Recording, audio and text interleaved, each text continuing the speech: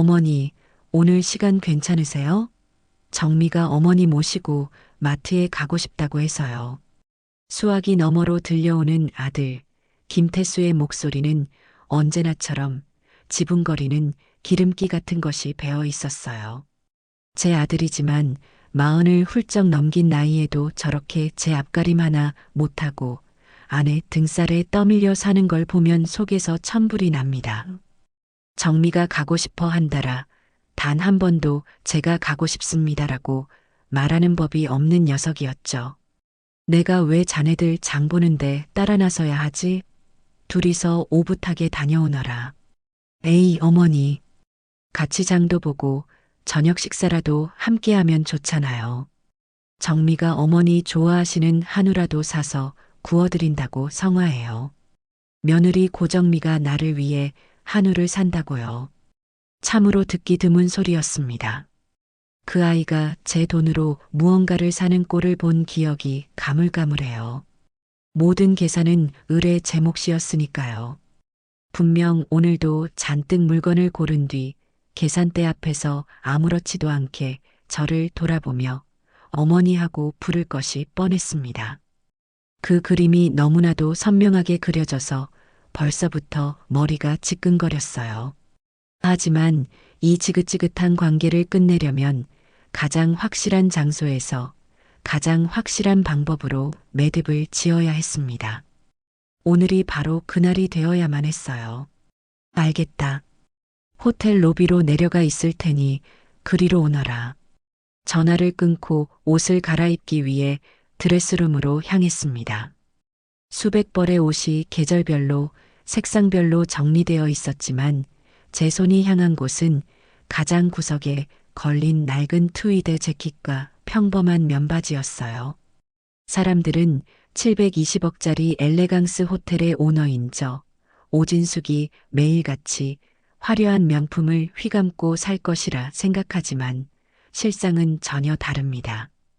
이 호텔을 맨주먹으로 일궈낸 제게 사칠한 가장 경계해야 할 적과도 같았으니까요. 젊은 날 남편과 함께 단칸방 여관에서부터 시작해 수많은 밤을 새워가며 지금의 호텔을 만들었습니다. 제 손때와 남편의 땀이 묻지 않은 곳이 없어요. 그런 제게 아들 내외의 무분별한 낭비는 단순히 돈을 쓰는 행위를 넘어 제 인생 자체를 부정하는 것처럼 느껴졌습니다. 로비에 도착하자마자 저 멀리서 아들 내외가 팔짱을 낀 채 걸어오는 것이 보였어요. 며느리 고정미는 머리부터 발끝까지 값비싼 명품으로 치장하고 있었습니다. 제가 사준 가방, 제가 사준 구두, 제가 사준 시계. 심지어 그 아이가 입고 있는 옷의 브랜드마저 지난달 제 카드 명세서에서 본 기억이 있는 것 같았어요. 제 앞에서는 세상 공손한 척 온갖 아양을 떨지만 뒤에서는 제 아들을 들들 볶아 제 돈을 빼낼 궁리만 하는 하이에나 같은 아이였죠. 어머니, 오래 기다리셨어요? 길이 좀 막혀서요. 정미가 과장된 목소리로 제 팔에 매달리듯 팔짱을 꼈습니다. 역한 향수 냄새가 코를 찔렀어요. 아들 녀석은 그저 멋쩍게 웃으며 제 눈치를 볼 뿐이었습니다. 가자. 저는 짧게 대답하고 앞장서 걸었어요. 호텔 앞에 대기하고 있던 제 전용차에 오르자 정미는 기다렸다는 듯이 운전기사에게 말했습니다. 기사님, 백화점부터 들렀다가 마트로 가주세요. 제가 받은 코트가 있는데 어머니께 선물로 사드리고 싶어서요. 참으로 가증스러운 말이었습니다. 저를 위하는 척하면서 결국 제 돈으로 자신의 욕심을 채우려는 속셈이 뻔히 보였어요. 됐다. 시장기가 돈이 마트로 바로 가자꾸나. 제 단호한 말에 정미의 표정이 순간 굳었지만 이내 억지 미소를 지으며 고개를 끄덕였습니다. 차 안에서 두 사람은 계속해서 제잘거렸어요. 이번에 새로 이사갈 아파트의 인테리어는 어떻게 할 것인지, 새로 뽑을 자동차는 어떤 브랜드가 좋을 것인지. 그 모든 대화의 결론은 결국 어머니가 해주시면 좋겠다로 귀결되었습니다. 저는 창밖을 바라보며 아무런 대답도 하지 않았어요. 폭풍전야의 고요함이었습니다. 대형마트에 도착하자마자 아들 내외는 마치 곱비 풀린 망아지처럼 카트 2개를 끌고 사라졌어요. 저는 그저 그들의 뒤를 천천히 따라 걸었습니다. 정미는 유기농 코너에 들어서자마자 이것저것 닥치는 대로 카트에 담기 시작했어요. 무슨 채소가 일반 채소의 대여섯 배는 비쌌고 과일 하나에 몇만 원씩 하는 것들도 서슴없이 집어넣었습니다. 어머니, 요즘은 이런 거 먹어줘야 건강하게 오래오래 사시는 거예요. 저희가 다 신경 써서 챙겨드릴게요. 그렇게 말하는 정미의 손은 수입산 와인 코너로 향하고 있었어요. 한 병에 수십만 원을 호가하는 와인들을 카트에 담으며 제게 눈을 찡긋거렸습니다. 아들 태수는 더 가관이었어요. 정육 코너에서 가장 비싼 한우 세트를 통째로 카트에 싣고는 해맑게 웃었습니다. 엄마, 이거 사서 오늘 저녁에 다 같이 구워 먹어요. 정미가 엄마 몸보신 시켜드려야 한다고 노래를 불렀어요. 제 몸보신이 아니라 너희들 배를 채우기 위함이겠지요. 저는 아무 말 없이 지켜보기만 했습니다. 카트 2개는 금세 산더미처럼 쌓여갔어요. 식료품뿐만 아니라 온갖 생활용품, 심지어는 최신형 커피 머신과 공기청정기까지 카트에 담겨 있었습니다. 마치 평생 쓸 물건을 오늘 하루에 다 사는 사람들 같았어요. 그들이 물건을 고르는 동안 저는 단 한마디도 하지 않았습니다. 그저 제 존재를 망각한 듯 신나게 쇼핑을 즐기는 두 사람의 모습을 묵묵히 지켜볼 뿐이었죠. 드디어 계산대에 도착했습니다. 길게 늘어선 줄을 기다려 우리 차례가 되었고 직원이 쉴 새 없이 바코드를 찍기 시작했어요. 금액은 눈덩이처럼 불어나 순식간에 몇백만 원을 훌쩍 넘어섰습니다. 모든 물건의 계산이 끝나고 직원이 최종 금액을 말하며 카드를 달라는 손짓을 했어요. 그 순간 기다렸다는 듯이 고정미가 저를 돌아보며 상냥하게 말했습니다. 어머니, 계산이요. 그 말은 마치 신호탄 같았어요. 제 안에서 무언가 툭 하고 끊어지는 소리가 났습니다. 수십 년간 억눌러왔던 분노와 실망, 그리고 이 모든 것을 끝내야 한다는 결심이 제 온몸을 지배했어요. 저는 아무 말 없이 그 어떤 표정 변화도 없이 조용히 뒤돌아섰습니다. 어머니, 어디 가세요? 당황한 태수의 목소리가 등 뒤에서 들려왔지만 저는 멈추지 않았어요. 계산대 직원과 주변 사람들의 어리둥절한 시선이 느껴졌지만 상관없었습니다. 저는 그저 묵묵히 마트 출구를 향해 걸어갔어요. 성큼성큼 망설임 없는 걸음이었습니다. 어머니, 같이 가셔야죠. 어머니. 정미의 다급하고 짜증 섞인 목소리가 뒤따라왔지만 저는 돌아보지 않았습니다. 마트 문을 나서자 대기하고 있던 제 차가 보였어요. 운전기사가 놀란 얼굴로 차 문을 열어주었습니다. 차에 올라타자마자 아들 내외가 허둥지둥 마트에서 뛰쳐나오는 것이 보였어요. 기사 양반, 내 호텔로 갑시다. 제 말에 운전기사는 더 묻지 않고 부드럽게 차를 출발시켰습니다. 백미러를 통해 발을 동동 구르며 어쩔 줄 몰라 하는 두 사람의 모습이 보였어요. 아마 평생 처음으로 자신들이 고른 물건값을 스스로 치러야 할 상황에 놓였을 겁니다. 회장님, 괜찮으십니까? 운전기사가 조심스럽게 물었어요. 그는 20년 넘게 제 곁을 지킨 충직한 사람이었습니다. 괜찮네. 아주 괜찮아. 오늘처럼 속이 시원한 날이 없었어. 저는 정말로 괜찮았습니다. 오히려 후련했어요. 차창 밖으로 스쳐 지나가는 도시의 풍경을 보며 저는 조용히 생각했습니다. 이제 시작이야, 오진숙. 엘레강스 호텔 최상층에 위치한 제 스위트룸에 도착하자마자 저는 비서에게 전화를 걸었습니다. 김 비서, 지금부터 내가 말하는 대로 처리하도록 해요. 네, 회장님. 말씀하십시오. 첫째, 김태수, 고정미 명의로 발급된 내 가족카드 전부 즉시 정지시키고 해지 절차 밟아요. 둘째, 그들이 타고 다니는 차, 내 법인 명의로 리스한 거니 당장 회수 조치하고. 셋째, 지금 살고 있는 아파트 월세 지원도 오늘부로 중단한다고 집주인에게 통보해요. 보증금도 내가 낸 것이니 법적으로 문제될 것 없어.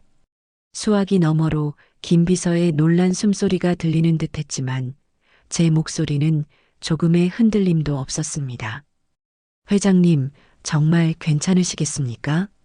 괜찮고 말고. 이건 벌을 주는 게 아니야. 40 넘어 제 밥벌이도 못하는 성인 2명에게 진정한 독립의 기회를 주는 것뿐이니까 내 말대로 즉시 처리하고 결과 보고하도록.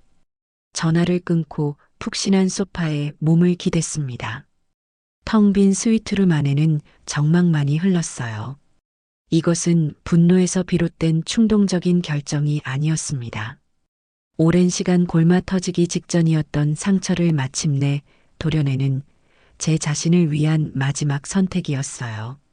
더 이상 아들이라는 이름에 어미라는 굴레에 갇혀 제 인생을 갉아먹히며 살 수는 없었습니다. 오늘 마트에서의 일은 그저 방아쇠였을 뿐, 제 마음은 이미 오래전부터 정해져 있었던 겁니다. 저는 이제 오진숙의 이름으로 엘레강스 호텔의 오너로서 당당하게 살아갈 것입니다. 그 누구에게도 휘둘리지 않고요. 예상했던 대로 다음날 정오가 되기도 전에 며느리 고정미가 호텔로 쳐들어왔습니다. 1층 로비에서부터 소란이 들려오는 듯 했어요. 저는 제 집무실 CCTV 화면으로 그 모습을 지켜보고 있었습니다. 정미는 프런트 데스크 직원의 팔을 붙잡고 고래고래 소리를 지르고 있었어요. 지금 장난해요? 내가 누군지 몰라. 이 호텔 회장님 며느리라고. 당장 비키지 못해? 화면 속 그녀의 얼굴은 분노로 붉게 달아올라 있었습니다.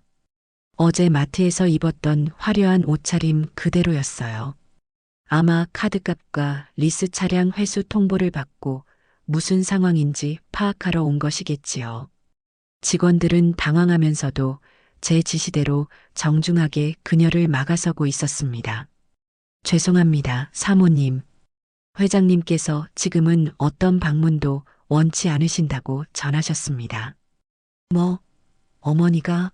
직접? 거짓말하지 마. 우리 어머니가 그럴 리 없어.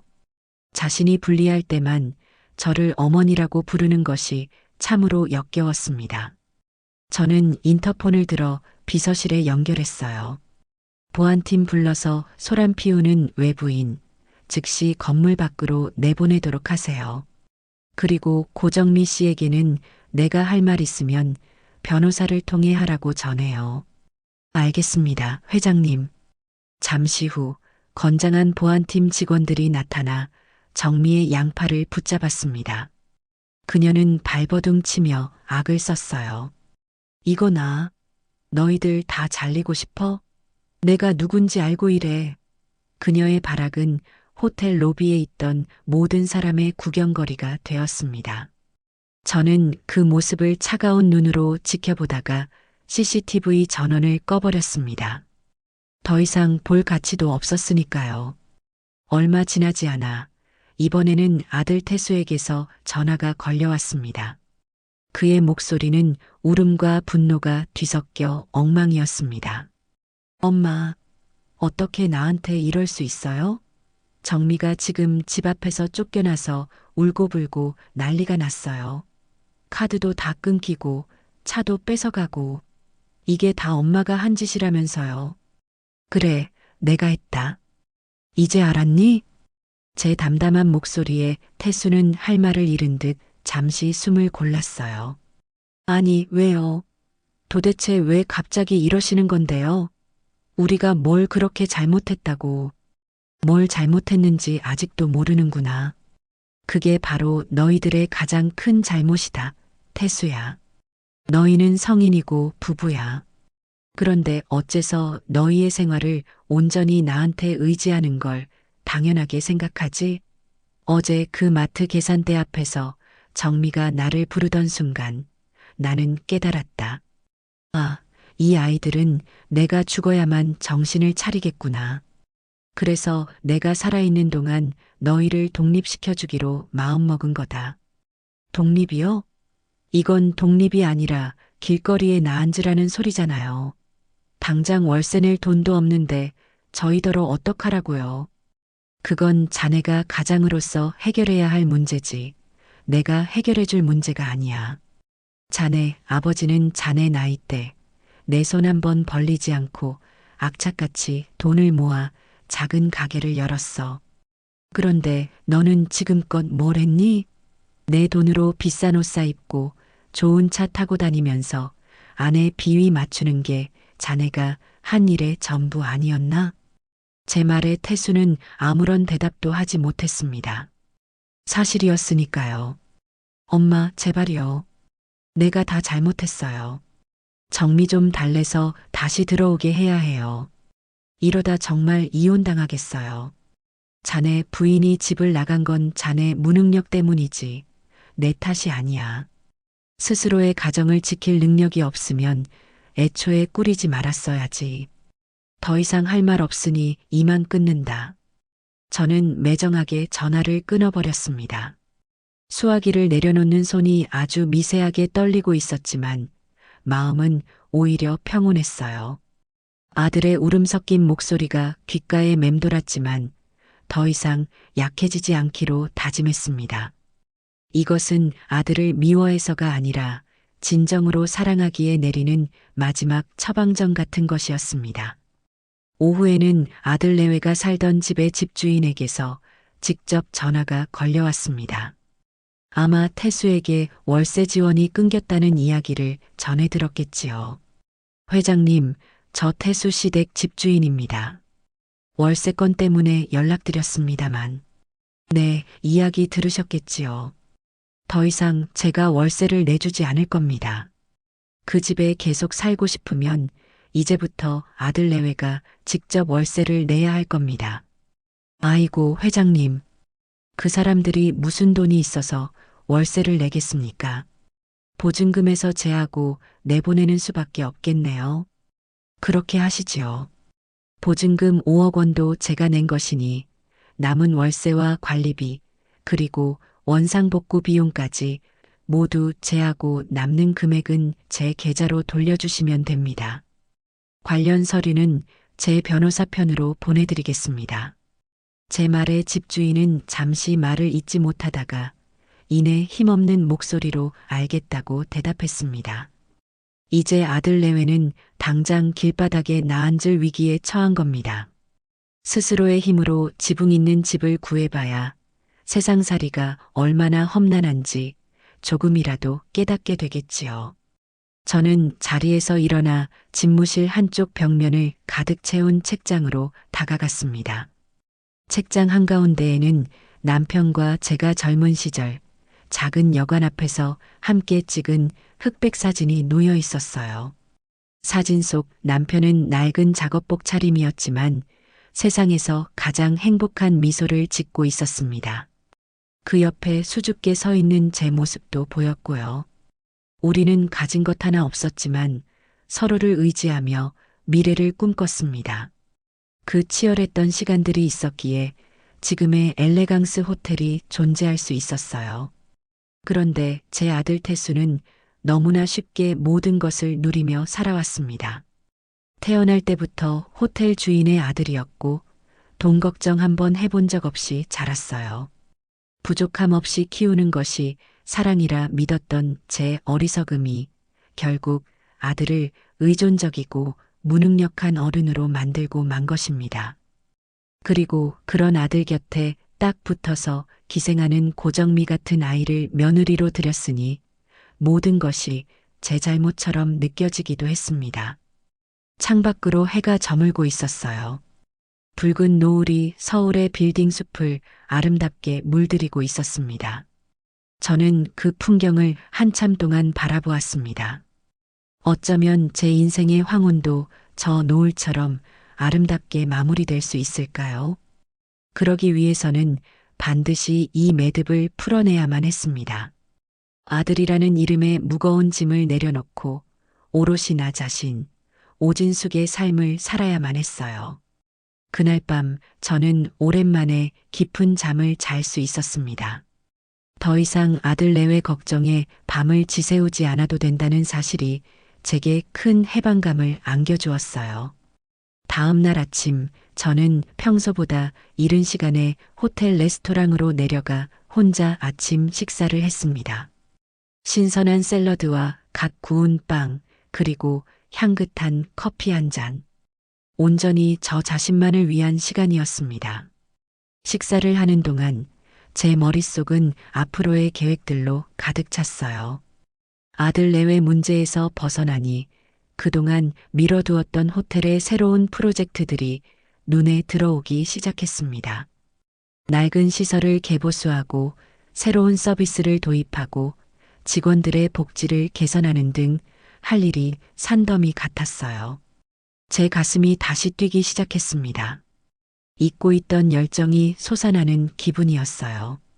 이것이 바로 제가 되찾고 싶었던 제 모습이었습니다. 며칠간의 잠잠함은 더 큰 폭풍을 예고하는 전주곡에 불과했습니다. 월세집에서 쫓겨날 날짜가 임박해오자 아들 내외는 최후의 수단을 선택한 듯 보였어요. 이번에는 제 개인 자택이 아닌 호텔 정문 앞으로 쳐들어왔습니다. 아마 제 사업장에 타격을 주어 저를 압박하려는 유치한 속셈이었겠지요. 그날은 해외 VVIP 손님들이 호텔에 대거 투숙하는 중요한 날이었습니다. 저는 로비에서 직접 손님들을 맞이하며 직원들을 지휘하고 있었어요.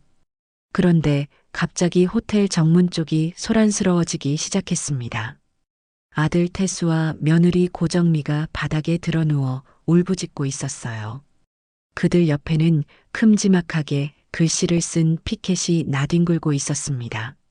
피도 눈물도 없는 비정한 어미, 자식을 길거리로 내쫓는 재벌 회장, 지나가는 사람들과 호텔을 드나드는 손님들이 걸음을 멈추고 그 광경을 구경하기 시작했어요. 몇몇은 스마트폰을 꺼내 사진을 찍기도 했습니다. 호텔 이미지가 실시간으로 훼손되는 끔찍한 순간이었어요. 직원들이 달려가 그들을 일으키려 했지만 두 사람은 죽은 사람처럼 바닥에 딱 붙어 꿈쩍도 하지 않았습니다. 어머니, 저희가 잘못했어요. 제발 저희 좀 살려주세요.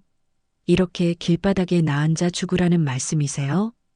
태수가 눈물 콧물을 쏟아내며 처절하게 외쳤습니다.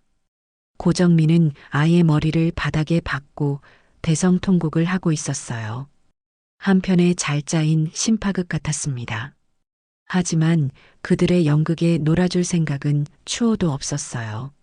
저는 조금도 당황하지 않고 곁에 있던 박 전무에게 나지막이 지시했습니다. 박 전무, 지금 즉시 112에 신고하세요. 모르는 사람들이 와서 호텔 정문에서 영업을 방해하고 행패를 부린다고요. 네, 회장님, 그래도 아드님과. 박 전무가 놀라 저를 쳐다보았지만 제 눈빛은 단호했습니다. 내게 아들은 없어요. 저들은 그저 내 사업을 망치러 온 행패꾼일 뿐입니다. 어서 신고하세요. 제 지시에 박 전무는 더 이상 토를 달지 않고 곧바로 어딘가로 전화를 걸었습니다. 잠시 후 요란한 사이렌 소리와 함께 경찰차 2대가 호텔 앞에 도착했어요. 경찰들이 차에서 내리자 구경꾼들은 더욱 흥미진진한 표정으로 상황을 주시했습니다. 경찰들이 바닥에 누워있는 두 사람에게 다가가 신분증을 요구하며 일으키려 했어요. 무슨 일로 여기서 이러고 계십니까? 영업방해로 신고가 들어왔습니다. 일단 일어나서 경찰서까지 같이 가주셔야겠습니다. 그제야 태수가 벌떡 일어나 경찰에게 소리쳤습니다. 영업방해라니요. 우리가 누군지 알고 이러십니까? 나 이 호텔 회장 아들입니다. 내 어머니를 만나러 온 건데 이게 무슨 행패예요. 아들의 적반하장식 태도에 경찰들도 어이가 없다는 표정을 지었어요. 그때 제가 천천히 그들에게로 걸어갔습니다. 모든 사람의 시선이 제게로 쏠렸어요. 저는 아들 태수 앞에 멈춰서서 차갑고 조용한 목소리로 말했습니다. 누가 자네 어머니라는 거지? 제 말에 태수는 물론이고 주변 모든 사람들이 순간 얼어붙었습니다. 엄마, 무슨 말씀이세요?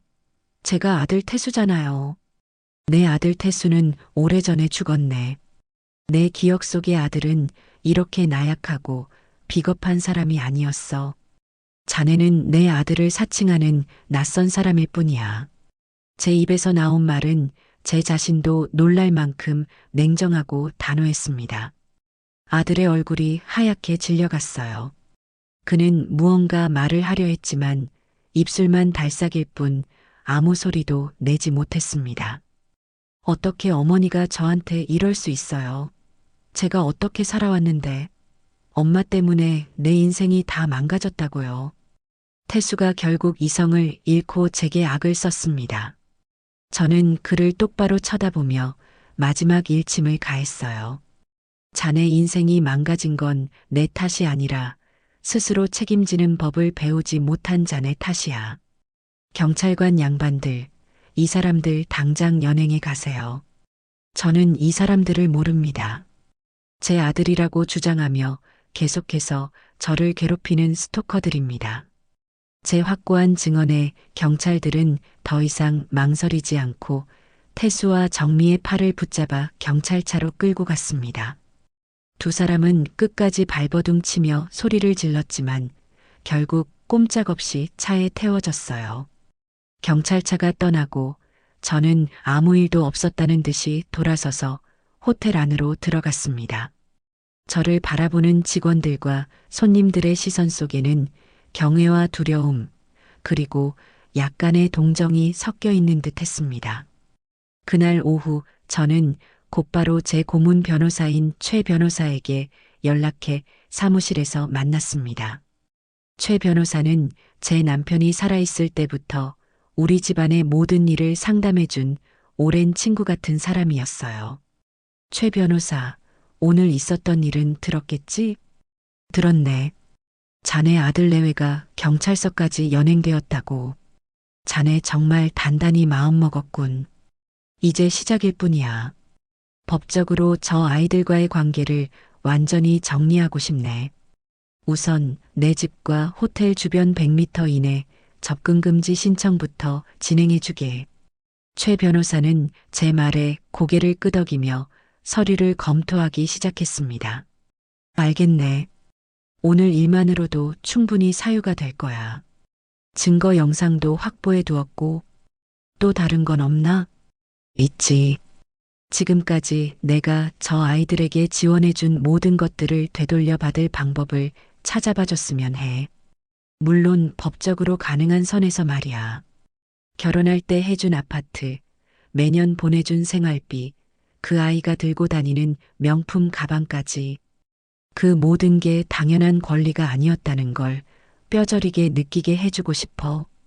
제 말에 최 변호사는 잠시 놀란 표정을 짓더니 이내 씁쓸한 미소를 지었습니다.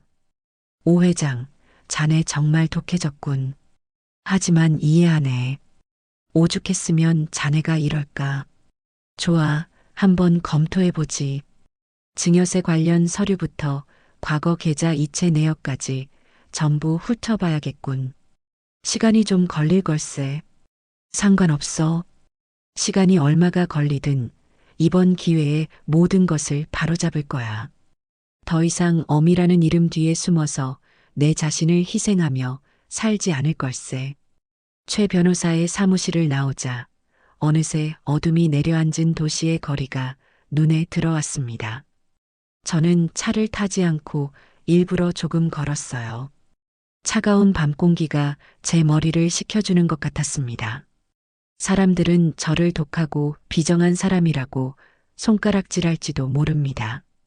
하지만 저는 괜찮았어요. 이것은 제 자신을 지키기 위한 정당방위와도 같은 것이었습니다. 골마 터진 환부를 도려내지 않으면 결국 온몸이 썩어 들어갈 테니까요. 저는 제 인생이라는 건강한 몸을 되찾고 싶을 뿐이었습니다. 경찰서에서 풀려난 며느리 고정민은 예상대로 또 다른 공격을 시작했습니다. 이번에는 온라인이라는 비겁한 무기를 들고 나왔더군요. 국내 최대 맘카페와 지역 커뮤니티에 악독한 재벌 시어머니의 만행을 고발합니다라는 제목의 글을 올린 것이었습니다. 글의 내용은 실로 가관이었습니다. 자신을 그저 평범한 가정에서 사랑받고 자란 순수한 여자로 묘사하고 돈밖에 모르는 비정한 시어머니에게 시집아 온갖 구박과 멸시를 당했다고 주장했어요. 마트에서 장을 본 것은 아픈 시어머니의 몸보신을 위해 요리를 해드리려던 효심의 발로였고, 호텔 앞에서 소란을 피운 것은 오해를 풀고 용서를 구하기 위한 처절한 몸부림이었다고 적혀 있었습니다. 그러면서 제가 자신들을 경찰에 스토커로 신고해 유치장에 가두기까지 했다며 사회적 약자인 자신들이 거대 자본 앞에서 얼마나 무력한지를 눈물로 호소했습니다. 그녀의 글솜씨는 생각보다 교묘하고 선동적이었습니다. 감성에 호소하는 문장들로 가득했고 자신의 명품 사진은 쏙 뺀 채 일부러 낡고 초라해 보이는 배경에서 찍은 사진 몇 장을 첨부해 동정심을 유발했어요. 댓글은 순식간에 수백 개가 달렸습니다. 대부분은 사실관계도 확인하지 않은 채 저를 비난하는 내용이었어요. 요즘 세상에 저런 시어머니가 있다니, 돈이 많으면 사람이 저렇게 악마가 되나 보다, 며느님이 너무 불쌍해요. 힘내세요 같은 반응들이 줄을 이뤘습니다. 다음 날 아침 호텔 홍보팀장이 긴급 보고라며 제 집무실로 뛰어들어왔습니다. 그는 파랗게 질린 얼굴로 제게 노트북 화면을 보여주며 상황을 설명했어요. 회장님, 큰일 났습니다. 지금 인터넷에서 호텔 이미지가 급격하게 나빠지고 있습니다. 고정미 사모님께서 올리신 글이 걷잡을 수 없이 퍼져나가고 있습니다. 저는 화면에 떠 있는 글과 댓글들을 천천히 읽어 내려갔습니다. 분노보다는 헛웃음이 나왔어요. 저렇게까지 하면서 제 돈을 뜯어내고 싶은 걸까? 저는 조금도 동요하지 않고 침착하게 홍보팀장에게 말했습니다. 팀장님, 너무 걱정하지 마세요. 위기는 곧 기회라고 했습니다. 이 일을 우리 호텔의 이미지를 오히려 한 단계 격상시키는 계기로 만들 겁니다. 네, 그게 무슨 말씀이십니까? 우리는 저런 저급한 폭로전에 감정적으로 대응하지 않을 겁니다. 대신 팩트로 승부할 겁니다. 지금부터 제가 말하는 대로 준비해 주세요. 저는 홍보팀에게 몇 가지 지시를 내렸습니다. 첫째, 호텔의 공식 입장문은 내지 않는다. 진흙탕 싸움에 끼어들지 않겠다는 의지를 보여주는 것이 중요했어요. 둘째, 대신 평소 우리 호텔과 우호적인 관계를 유지해온 몇몇 경제지와 인터뷰를 잡는다. 인터뷰 주제는 자수성가 여성 경영인 오진숙의 경영 철학과 나눔의 미학으로 할 것을 주문했습니다. 셋째, 인터뷰 기사가 나갈 때쯤 우리 호텔 이름으로 청년들의 자립을 돕는 새로운 사회공헌재단 설립 계획을 발표한다. 마지막으로 신뢰할 수 있는 소식통을 통해 고정미의 사치스러운 생활과 과거 행적에 대한 자료들을 언론에 자연스럽게 흘리라고 지시했습니다.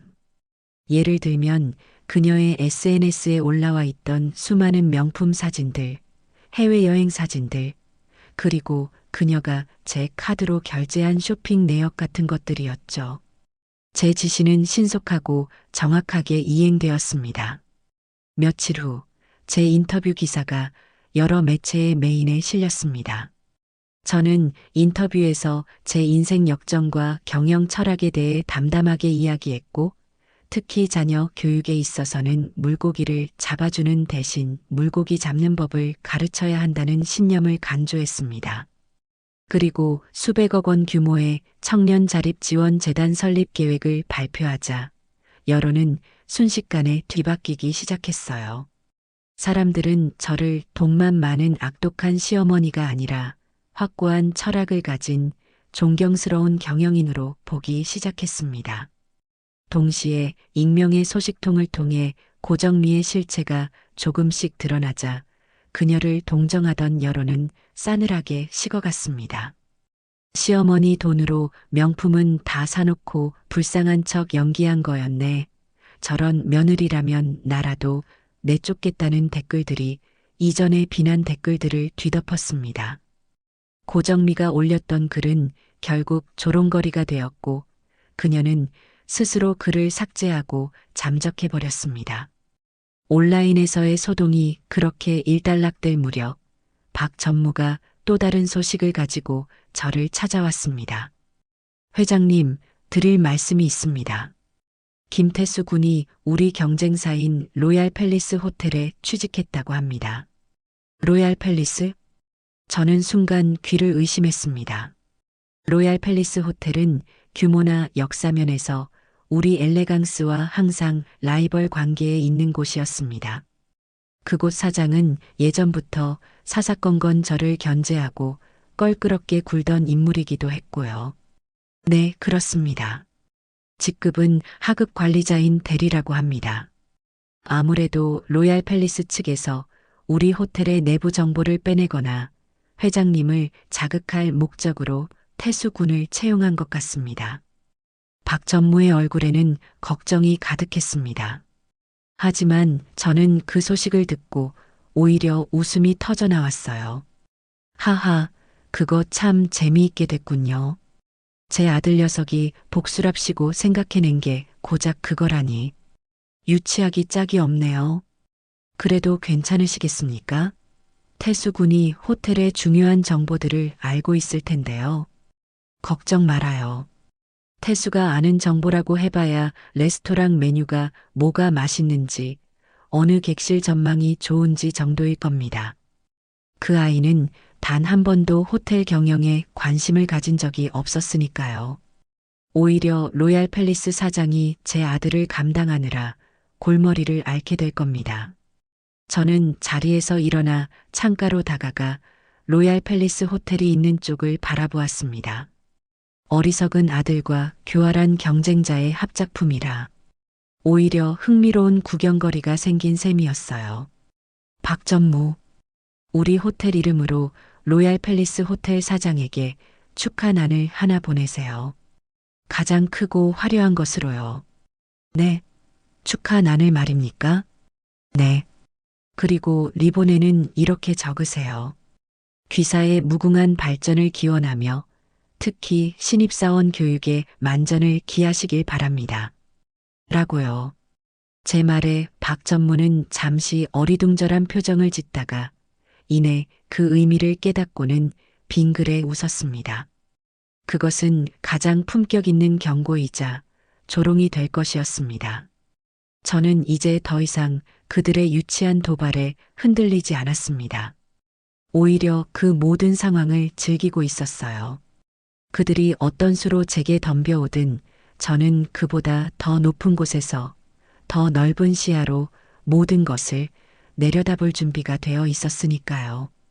제 인생의 주인공은 바로 저 오진숙이니까요.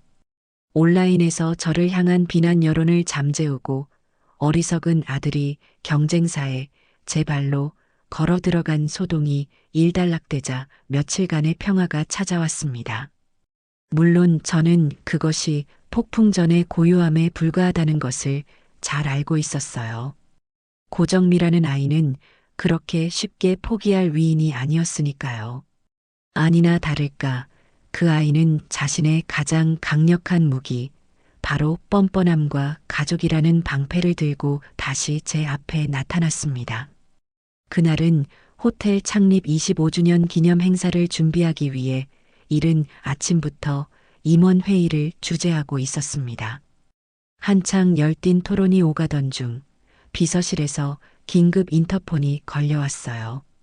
회장님, 죄송합니다만 지금 호텔 정문 앞에서 소란이 벌어졌습니다. 또 그 아이들 짓인가요? 이번에는 고정미 씨의 친정 식구들까지 동원된 것 같습니다.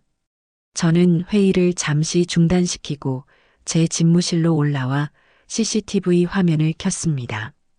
화면 속에는 가관도 아닌 풍경이 펼쳐지고 있었어요.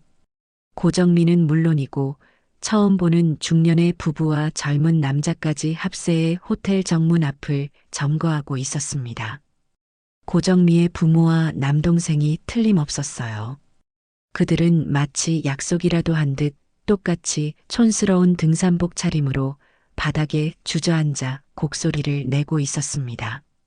그들 앞에는 조잡하게 만든 피켓이 여러 개 놓여 있었죠. 사돈의 재산이 그렇게 탐나더냐. 내 딸 인생 물어내라. 720억 가졌으면 1억쯤은 껌값 아니냐. 그 같은 앞뒤도 맞지 않고 저급하기 짝이 없는 문구들이었습니다. 고정미의 어머니로 보이는 여자는 목청이 어찌나 좋은지 호텔 로비까지 그 소리가 들릴 지경이었어요.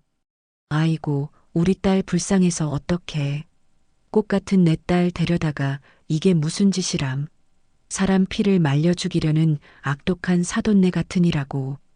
고정미는 그 옆에서 어깨를 들썩이며 우는 연기를 하고 있었고 아비와 남동생이라는 작자들은 지나가는 사람들을 붙잡고 억울함을 호소하는 신용을 하고 있었습니다. 완벽하게 짜인 한 편의 막장 드라마였어요.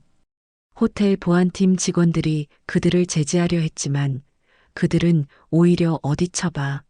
사람 친다고 동네방네 소문낼 테니까 라며 더 큰 소리로 악을 썼습니다. 호텔을 드나들던 손님들은 눈살을 찌푸리며 그 광경을 피했고 몇몇은 수군거리며 구경하고 있었습니다. 호텔의 품격이 실시간으로 바닥에 떨어지고 있었죠. 저는 인터폰을 들어 박 전무를 호출했습니다. 그는 제 부름에 즉시 집무실로 들어왔고 그의 얼굴에도 곤혹스러운 기색이 역력했습니다. 박 전무, 저 꼴 좀 봐요. 이제는 하다하다 자기 집안 식구들까지 끌어들였군요. 회장님, 어떻게 할까요? 경찰을 부르면 지난번처럼 더 크게 반발할 것 같습니다. 경찰은 부르지 않을 겁니다. 저런 부류의 사람들은 자신들이 피해자라고 생각하기 때문에 공권력이 개입하면 오히려 더 날뛰기 마련이죠. 이번 일은 박 전무가 직접 처리해 줬으면 합니다. 제 말에 박 전무는 조금 놀란 듯 했지만 이내 결연한 표정으로 고개를 끄덕였습니다. 박 전무는 단순히 제 호텔의 총지배인이 아니었습니다. 그는 제 남편이 살아있을 적 갈 곳 없는 시골 청년이었던 그를 거두어 지금의 자리까지 키워낸 저로서는 아들보다 더 믿고 의지하는 사람이었어요. 그는 누구보다 우리 집안의 역사를 잘 알고 있었고 특히 고정미가 시집온 이후로 벌였던 수많은 행패들을 묵묵히 제 뒤에서 처리해 주곤 했습니다. 제가 어떻게 하길 바라십니까, 회장님? 내가 사람을 잘못 봤다고 생각했었는데 역시 박 전무는 내 기대를 저버리지 않는군요. 저 아이 고정미가 우리 집에 시집온 이후로 내 돈으로 자기 친정에 얼마나 많은 것들을 빼돌렸는지 박 전무가 나보다 더 잘 알고 있겠지요? 박 전무는 대답 대신 조용히 고개를 끄덕였습니다.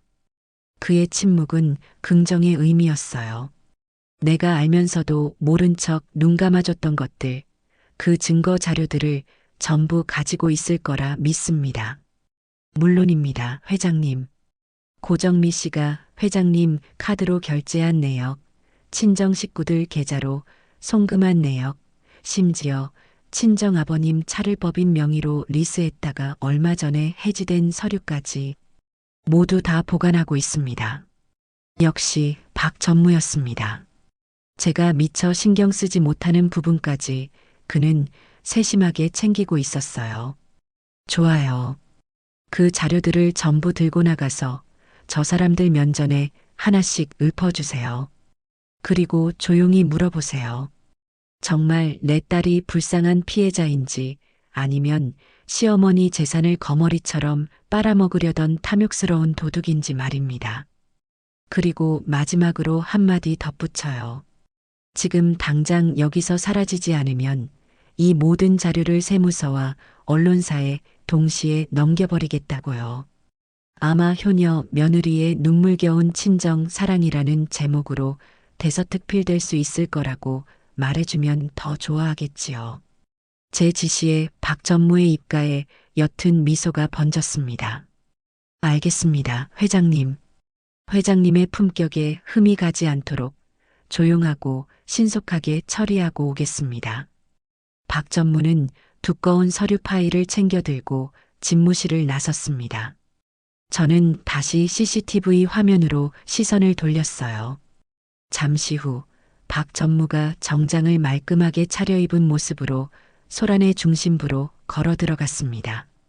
그는 고정미의 친정 식구들 앞에 멈춰서서 정중하게 허리를 숙여 인사했어요. 처음 뵙겠습니다. 저는 엘레강스 호텔의 총지배인 박민준이라고 합니다. 그의 차분한 태도에 고정미의 아버지가 벌떡 일어나 소리쳤습니다. 당신이 여기 책임자인가? 잘 왔네. 당신네 회장 당장 나오라고 해. 어디 사돈되는 사람들을 이렇게 길바닥에서 멸시할 수가 있어. 진정하십시오, 아버님. 회장님께서는 지금 중요한 회의 중이셔서 제가 대신 나왔습니다. 그리고 회장님께서는 사돈댁과 직접 대화할 의사가 없으시다고 분명히 전하셨습니다. 뭐야? 이 사람 말하는 것 좀 보게 해. 우리가 우스워? 고정미의 남동생까지 나서서 삿대질을 하며 험악한 분위기를 만들었습니다. 하지만 박 전무는 조금도 동요하지 않고 들고 있던 서류 파일을 펼쳐 보였습니다. 아버님, 어머님, 제가 이 자리에 나온 것은 싸우기 위함이 아닙니다. 다만 몇 가지 사실관계를 바로잡고 여러분의 오해를 풀어드리기 위함입니다. 그는 서류 한 장을 꺼내 들고 조용히 읽어 내려가기 시작했어요. 2023년 5월 12일 고정미 씨는 회장님 카드로 피사 명품백을 780만 원에 결제했습니다. 그리고 다음 날 이 가방은 중고 명품샵에서 650만 원의 현금으로 되팔렸고 그 돈은 아버님 계좌로 바로 입금되었습니다. 제가 맞습니까, 아버님? 그 말에 고정미 아버지의 얼굴이 하얗게 질렸습니다. 주변에서 구경하던 사람들의 수군거림이 더 커졌어요. 그건 우리 딸이 나 용돈 하라고 준 돈인데 그게 뭐 잘못됐나? 잘못되고 말고요. 회장님께서는 며느리에게 쓰라고 주신 돈이지 사돈께 용돈 드리라고 주신 돈이 아닙니다. 엄연히 횡령에 해당될 수 있는 사안입니다. 박 전무는 다음 서류를 꺼내 들었습니다. 이번에는 고정미의 어머니를 향해서였어요. 어머님, 작년 추석에 고정미 씨가 친정에 가져간 최고급 한우갈비 세트 10박스, 총 500만 원어치.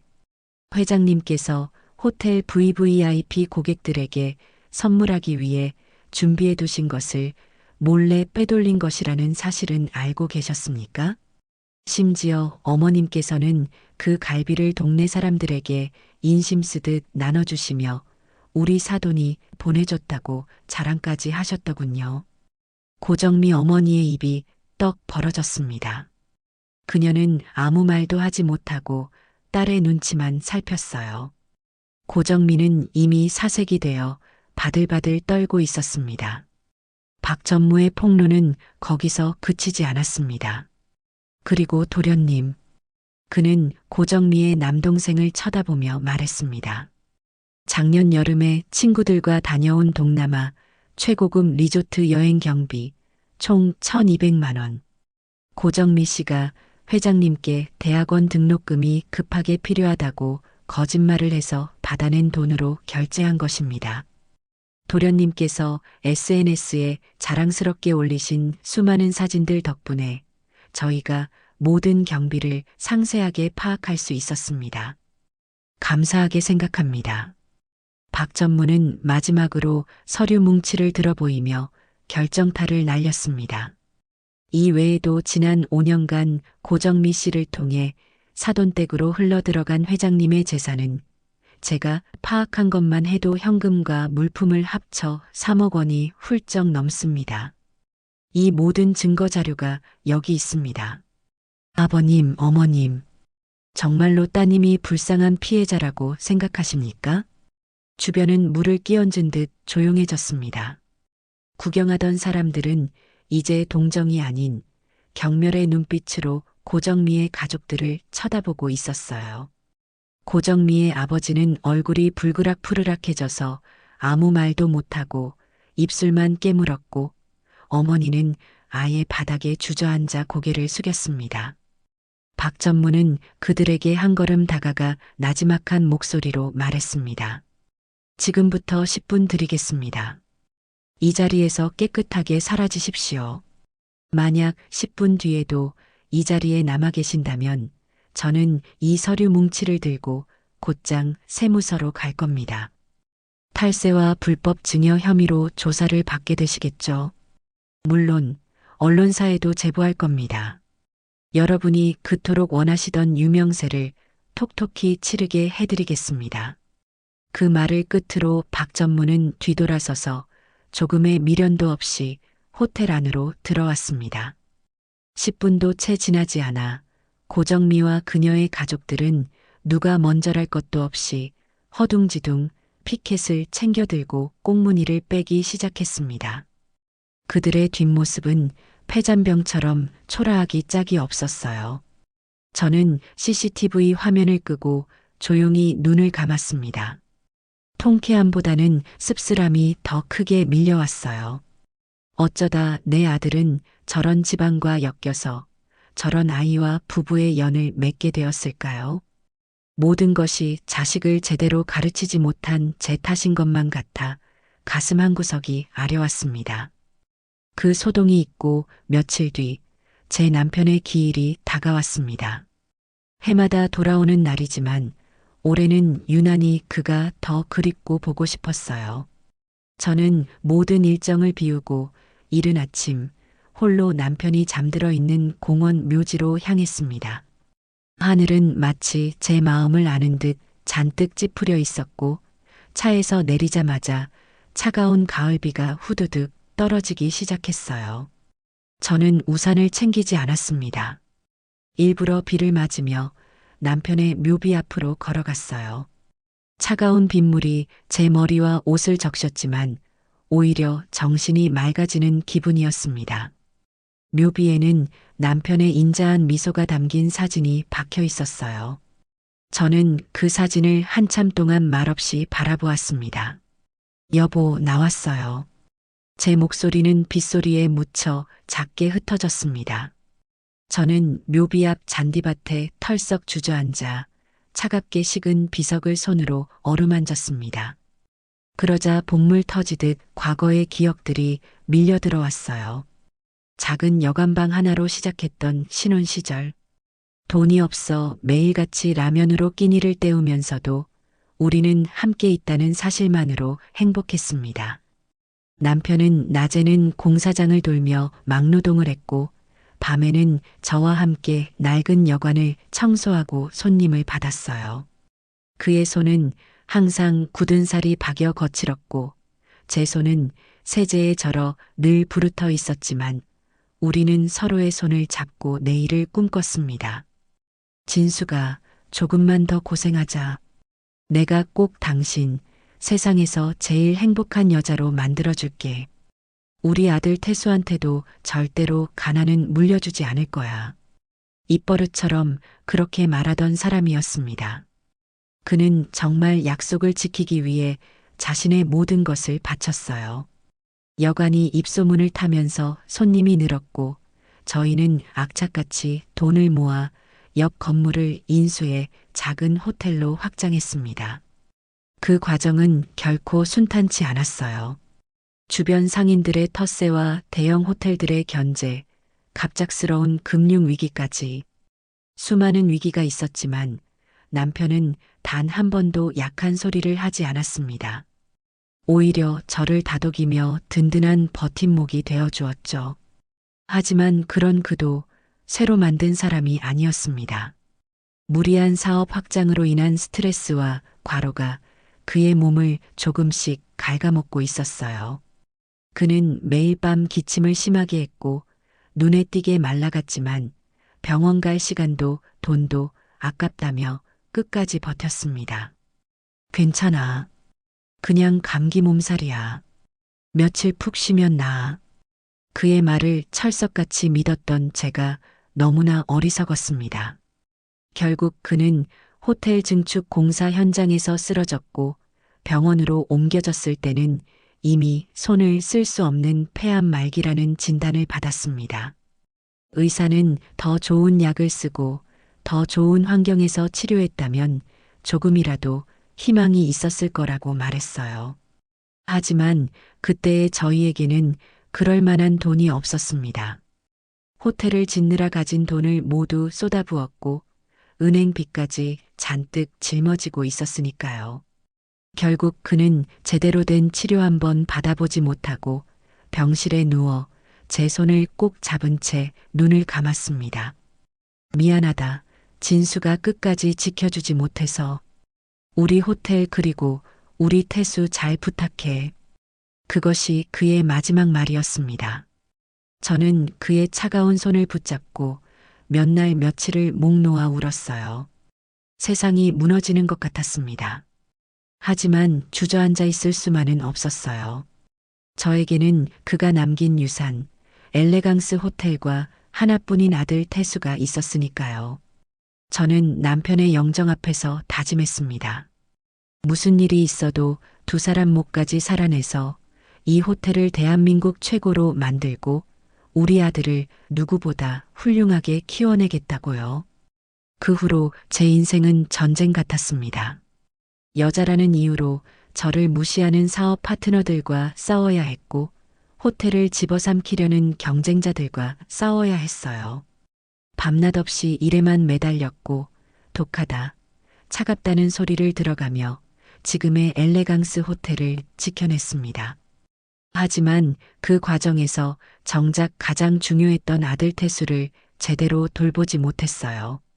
저는 아들에게 늘 미안한 마음을 가지고 있었고 그 미안함을 물질적인 풍요로움으로 채워주려 했습니다. 그것이 제 가장 큰 실수였죠. 여보, 나 잘하고 있는 거 맞아요? 당신 피와 땀이 깃든 이 호텔, 내가 잘 지켜내고 있는 거 맞죠? 그런데 태수는 어떻게 하면 좋을까요? 당신이 그렇게 사랑했던 우리 아들인데 내가 그 아이를 길거리로 내쫓았어요. 사람들이 나보고 비정한 어미라고 손가락질해요. 하지만 이렇게라도 하지 않으면 그 아이는 평생 철들지 못하고 당신과 내가 피땀 흘려 일군 모든 것을 망가뜨릴 것만 같았어요. 내가 너무 모질었던 걸까요? 저는 묘비의 얼굴을 묻고 흐느꼈습니다. 수십 년간 단 한 번도 다른 사람 앞에서 보인 적 없던 약한 모습이었어요. 빗물인지 눈물인지 모를 액체가 얼굴을 타고 흘러내렸습니다. 강인한 호텔 회장 오진숙의 모습 뒤에 숨겨진 남편을 그리워하는 아내이자 자식 때문에 가슴 아리하는 평범한 어머니의 모습이었습니다. 한참을 그렇게 울고 나니 이상하게도 마음이 조금은 가벼워지는 것 같았어요. 자리에서 일어나 흙투성이가 된 옷을 털었습니다. 비는 어느새 조금씩 잦아들고 있었어요. 저는 묘비를 다시 한번 쓰다듬으며 나지막이 속삭였습니다. 걱정하지 말아요, 여보. 내가 꼭 모든 것을 제자리로 돌려놓을게요. 우리 태수도 언젠가는 내 마음을 알아주겠죠. 당신이 하늘에서 부끄럽지 않도록 나 끝까지 당당하게 버텨낼게요. 묘지를 떠나 차로 돌아오는 길, 제 발걸음은 더 이상 무겁지 않았습니다. 슬픔은 여전했지만 그것을 이겨낼 용기와 확신이 다시 가슴속에 차올랐어요. 저는 이제 흔들리지 않을 겁니다. 제 선택을 믿고 제 길을 묵묵히 걸어갈 것입니다. 남편의 기일을 지내고 호텔로 복귀하자마자 저를 기다리고 있었던 것은 또 다른 종류의 전쟁이었습니다. 로얄 팰리스 호텔로 옮겨간 아들 태수가 결국 일을 저지르고 말았다는 소식이었습니다. 박 전무가 긴급히 제게 보고한 내용은 충격적이었어요. 회장님, 김태수 군이 어젯밤 로얄 팰리스 호텔의 기획실에서 우리 호텔의 신규 VVIP 서비스 관련 기획안과 고객 리스트를 빼돌리려다 현장에서 발각되었다고 합니다. 뭐라고요? 그게 정말인가요? 네. 로얄 팰리스 보안팀에 잡혀서 현재는 대기 발령 상태라고 합니다. 아무래도 로얄 팰리스 사장이 태수 군을 부추겨 산업 스파이 짓을 시키려 했던 것 같습니다. 하지만 일이 틀어지자 모든 책임을 태수 군에게 떠넘기고 꼬리 자르기를 하려는 모양새입니다. 기가 막혀서 말이 나오지 않았습니다. 제 아들이 아무리 철이 없어도 그렇지 어떻게 범죄자가 될 수 있는 일을 저지를 수 있단 말입니까? 그동안 저를 원망하고 미워하는 마음이 그렇게까지 컸던 걸까요? 그래서 태수는 지금 어떻게 됐나요? 경찰에 넘겨졌습니까? 아직 그 단계는 아닌 것 같습니다. 로얄 팰리스 측에서도 자신들의 치부가 드러날까봐 쉬쉬하며 내부적으로 사건을 무마하려는 듯합니다.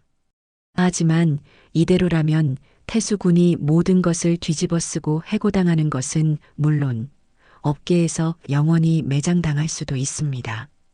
박 전무의 보고를 듣는 내내 머릿속이 복잡하게 얽혔습니다.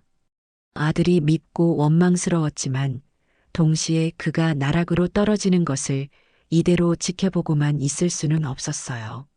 하지만 제가 섣불리 나서는 순간 로얄 팰리스 사장은 그것을 빌미로 저를 더욱 압박해 올 것이 뻔했습니다. 바로 그때 제 비서가 다른 보고를 들고 왔습니다. 이번에는 며느리 고정미에 관한 소식이었습니다. 회장님, 고정미 씨가 최근 여러 사채업자들에게 손을 벌려 거액의 돈을 빌렸다는 정보가 있습니다. 그 돈으로 우리 호텔의 소액 주주 중 한 명인 서 이사에게 접근해 회장님 해임안을 상정하는 임시 주주총회를 열어달라고 사주하고 있다는 첩보입니다. 이제는 모든 조각이 맞춰지는 기분이었습니다. 아들은 밖에서 호텔의 기밀을 빼내려 하고 며느리는 안에서 주주들을 포섭해 저를 몰아내려 하는 것. 이것은 우연이 아니었습니다. 아마도 로얄 팰리스 사장과 고정미가 뒤에서 손을 잡고 이 모든 일을 꾸몄을 가능성이 높았어요. 어리석은 제 아들은 그들의 장기판 위에 놓인 말에 불과했겠지요. 저는 깊은 한숨을 내쉬었습니다. 분노를 넘어선 허탈감이 온몸을 감쌌어요. 저들이 저를 너무 얕봤습니다. 수십 년간 이 바닥에서 산전수전 다 겪으며 지금의 자리에 오른 저 오진숙을 고작 그런 어설픈 계략으로 무너뜨릴 수 있다고 생각한 걸까요? 알겠습니다. 상황 파악은 다 끝났어요. 저는 자리에서 일어나 창밖을 바라보며 말했습니다. 제 눈에는 더 이상 혼란이나 슬픔이 없었어요. 오직 차가운 분노와 승리에 대한 확신만이 이글거리고 있었습니다. 박 전무, 지금부터 제가 하는 말을 잘 들으세요. 이건 저들이 우리에게 던진 선전포고입니다. 그리고 우리는 이 전쟁에서 반드시 이겨야 합니다. 아니, 제가 이기게 만들 겁니다. 저는 박 전무에게 몇 가지 비밀스러운 지시를 내렸습니다. 우선 로얄 팰리스 호텔에 잡혀 있는 태수 문제에 대해서는 일절 관여하지 말라고 했습니다. 대신 로얄 팰리스 사장이 태수에게 산업 스파이 짓을 사주했다는 증거를 은밀하게 수집하라고 지시했어요. 그리고 고정미와 손을 잡은 서이사에 대해서는 그가 현재 처한 재정적 어려움과 고정미에게 돈을 받고 나눈 대화 녹취록까지 확보하도록 했습니다. 제게는 호텔 곳곳에 수십 년간 충성을 바쳐온 눈과 귀가 있었습니다. 그들은 제가 위험에 처했을 때 보이지 않는 곳에서 저를 위해 움직여주는 충직한 그림자들이었죠. 그리고 마지막으로 서이사가 요구하는 대로 임시 주주총회를 열도록 하세요. 날짜는 빠르면 빠를수록 좋습니다. 그들이 스스로 파놓은 함정 속으로 제 발로 걸어 들어올 수 있도록 아주 화려한 무대를 마련해 줘야지요. 제 계획을 들은 박 전무의 얼굴에는 놀라움과 함께 경외의 빛이 스쳐 지나갔습니다. 그는 조용히 고개를 숙이며 말했습니다. 회장님의 뜻대로 모든 것을 준비하겠습니다. 며칠 후 엘레강스 호텔에 임시 주주총회 소집 공고가 떴습니다. 안건은 현 대표이사 오진숙 해임 및 신규 이사 선임의 건이었습니다. 호텔 내부는 물론이고 업계 전체가 술렁이기 시작했습니다. 사람들은 제가 아들 내외와의 불화 끝에 결국 경영권을 빼앗기는 것이 아니냐며 수군거렸어요. 고정미와 로얄 팰리스 사장은 자신들의 승리를 예감하며 축배를 들고 있겠지요. 저는 그 모든 소문을 들으며 제 사무실에서 조용히 그날을 기다렸습니다. 제 손에는 그들의 숨통을 끊어놓을 날카로운 비수가 이미 들려 있었으니까요. 결전의 날이 밝았습니다. 임시 주주총회가 열리는 호텔 대연회장에는 아침부터 팽팽한 긴장감이 감돌았어요. 주주들이 하나둘씩 자리를 채웠고 곧이어 오늘의 주인공인 양의기양양한 표정으로 고정미와 서이사가 함께 들어섰습니다. 고정미는 그동안의 초라한 행색은 온데간데 없이 머리부터 발끝까지 최고급 명품으로 치장하고 있었습니다. 아마 사채로 빌린 돈을 몽땅 자기 몸에 투자한 모양이었어요. 그녀는 마치 자신이 이 호텔의 새로운 안주인이라도 된 것처럼 거만한 미소를 지으며 주주들에게 인사를 건넸습니다. 하지만 분위기는 그녀의 예상과 다르게 흘러갔습니다. 주주들은 그녀의 인사를 받는 둥마는 둥하며 싸늘한 눈으로 쳐다볼 뿐이었어요. 몇몇은 노골적으로 혀를 차며 경멸의 시선을 보내기도 했습니다. 당황한 고정미의 얼굴이 순간 굳었지만 그녀는 애써 태연한 척하며 자신의 자리에 앉았습니다. 드디어 모든 주주가 착석하고 의장의 개회 선언과 함께 주주총회가 시작되었습니다. 안건을 발의한 서이사가 먼저 단상 위로 올라갔어요. 그는 준비해온 원고를 읽으며 저의 경영 방식이 얼마나 독단적이고 시대에 뒤떨어졌는지, 그리고 가족과의 불화로 인해 호텔의 이미지를 얼마나 실추시켰는지에 대해 열변을 토했습니다. 그의 연설이 끝나자 고정미는 기다렸다는 듯이 눈물을 글썽이며 피해자 연기를 시작하려 했습니다. 바로 그때였습니다. 연회장의 뒷문이 조용히 열리고 제가 천천히 안으로 들어섰습니다. 제 등장에 장내의 모든 소음이 순간 멎었고 모든 사람의 시선이 제게로 쏠렸어요. 저는 주주들의 시선을 하나하나 마주치며 단상을 향해 걸어갔습니다. 그리고는 연설을 마치고 내려오려던 서이사를 제지하고 마이크를 잡았어요. 서이사님, 연설 잘 들었습니다. 제가 그렇게 부족하고 문제 많은 경영자였다니 미처 몰랐군요. 제 차분하면서도 서늘한 목소리에 서 이사의 얼굴이 굳어졌습니다. 하지만 그 연설에 앞서 우리가 먼저 확인해야 할 사실이 몇 가지 있는 것 같습니다.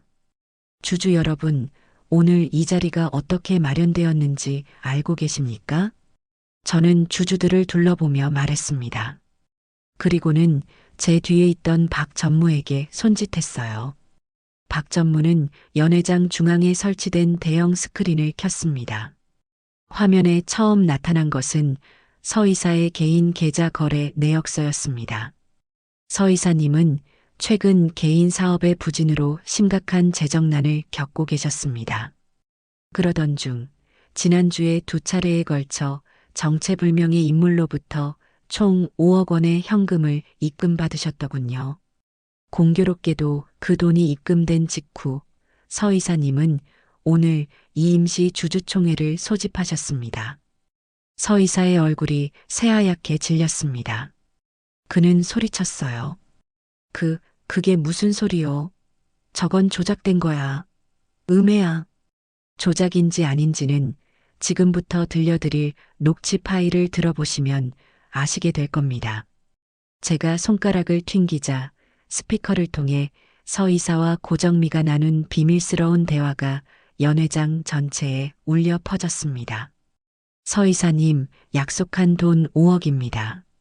이걸로 이사님 빚부터 해결하세요. 대신 약속하신 대로 임시 주주총회 반드시 열어주셔야 합니다. 저희 시어머니만 끌어내리면 이 호텔은 우리 차지가 되는 겁니다. 그때는 지금 받으신 돈의 10배, 20배를 챙겨드릴게요. 고정미의 목소리. 허허, 정말 통이 크시군. 알겠습니다. 늙은 시어미 하나 몰아내는 게 뭐 그리 어렵겠습니까? 내 모든 인맥을 동원해서 반드시 성사시켜 드리겠습니다. 서 이사의 목소리. 녹취가 끝나자 장내는 물을 끼얹은 듯 조용해졌습니다. 모든 주주가 경악과 분노가 뒤섞인 표정으로 서 이사와 고정미를 쏘아보고 있었어요. 고정미는 자리에서 벌떡 일어나 손가락질하며 소리쳤습니다. 거짓말. 저건 다 거짓말이야. 조작된 거라고. 거짓말이라고요? 그럼 이것도 거짓말인지 한번 보시지요. 저는 다음 증거를 공개했습니다. 화면이 바뀌고 로얄 팰리스 호텔의 어두컴컴한 기획실 CCTV 영상이 재생되기 시작했습니다. 영상 속에는 제 아들 김태수가 서류 캐비닛을 뒤지며 허둥대는 모습이 고스란히 담겨 있었어요. 잠시 후 로얄 팰리스 사장이 나타나 태수의 뺨을 때리며 무언가를 윽박지르는 장면, 그리고 결국 보안팀 직원들에게 끌려나가는 태수의 처참한 모습까지 생생하게 상영되었습니다. 제 아들 김태수입니다. 로얄 팰리스 사장의 사주를 받아 저희 호텔의 기밀을 훔치려다 실패하고 버림받은 모습입니다. 그리고 이 모든 일을 뒤에서 계획하고 조종한 사람이 바로 저기 앉아 있는 제 며느리 고정미 씨와 로얄 팰리스 사장입니다.